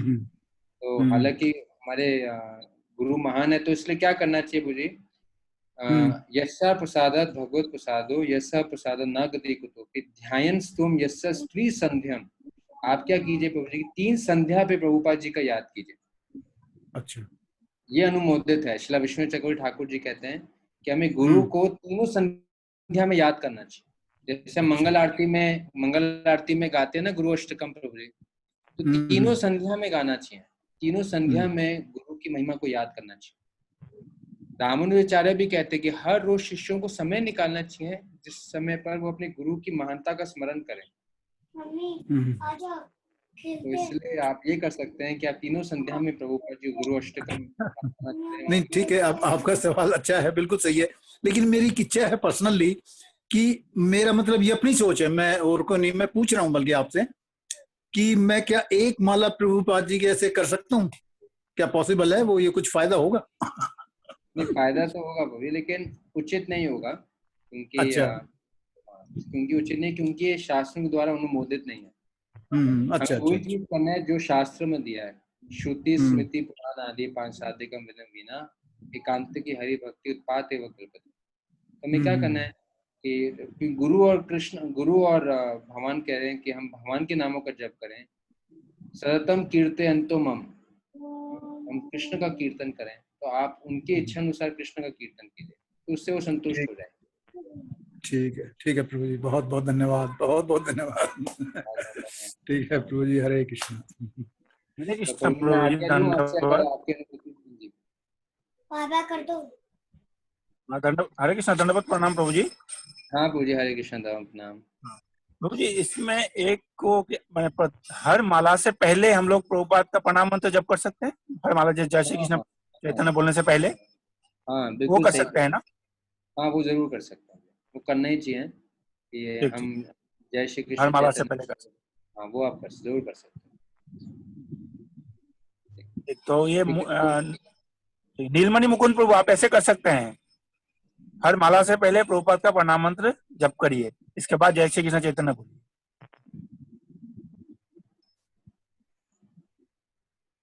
वो शायद म्यूट पे हैं।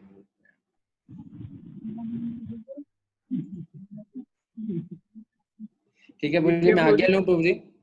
हाँ बहुत बहुत धन्यवाद प्रभु जी, इतना सुप्रीम आपने रियलाइजेशन सुनाया है कि हार्ट टू हार्ट एकदम मन नहीं कर रहा कि आपको हम यहाँ पर विदा लें आपसे, लेकिन आप कृपा करके फिर से जब भी हम आपको रिक्वेस्ट करें तो आप प्लीज आइएगा और ब्लेसिंग दीजिएगा, अपनी रियलाइजेशन सुनाइएगा इसी प्रकार से। हम जरूर लोग जरूर सारे प्रभु जी।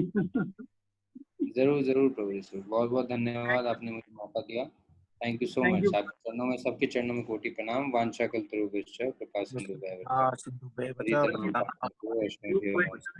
यू प्रभु जी, हरे कृष्णा प्रणाम। ग्रेस करुणाचंद्र प्रभु जी की जय, जगत गुरु श्रील प्रभुपाद की जय, हरि हरि बोल।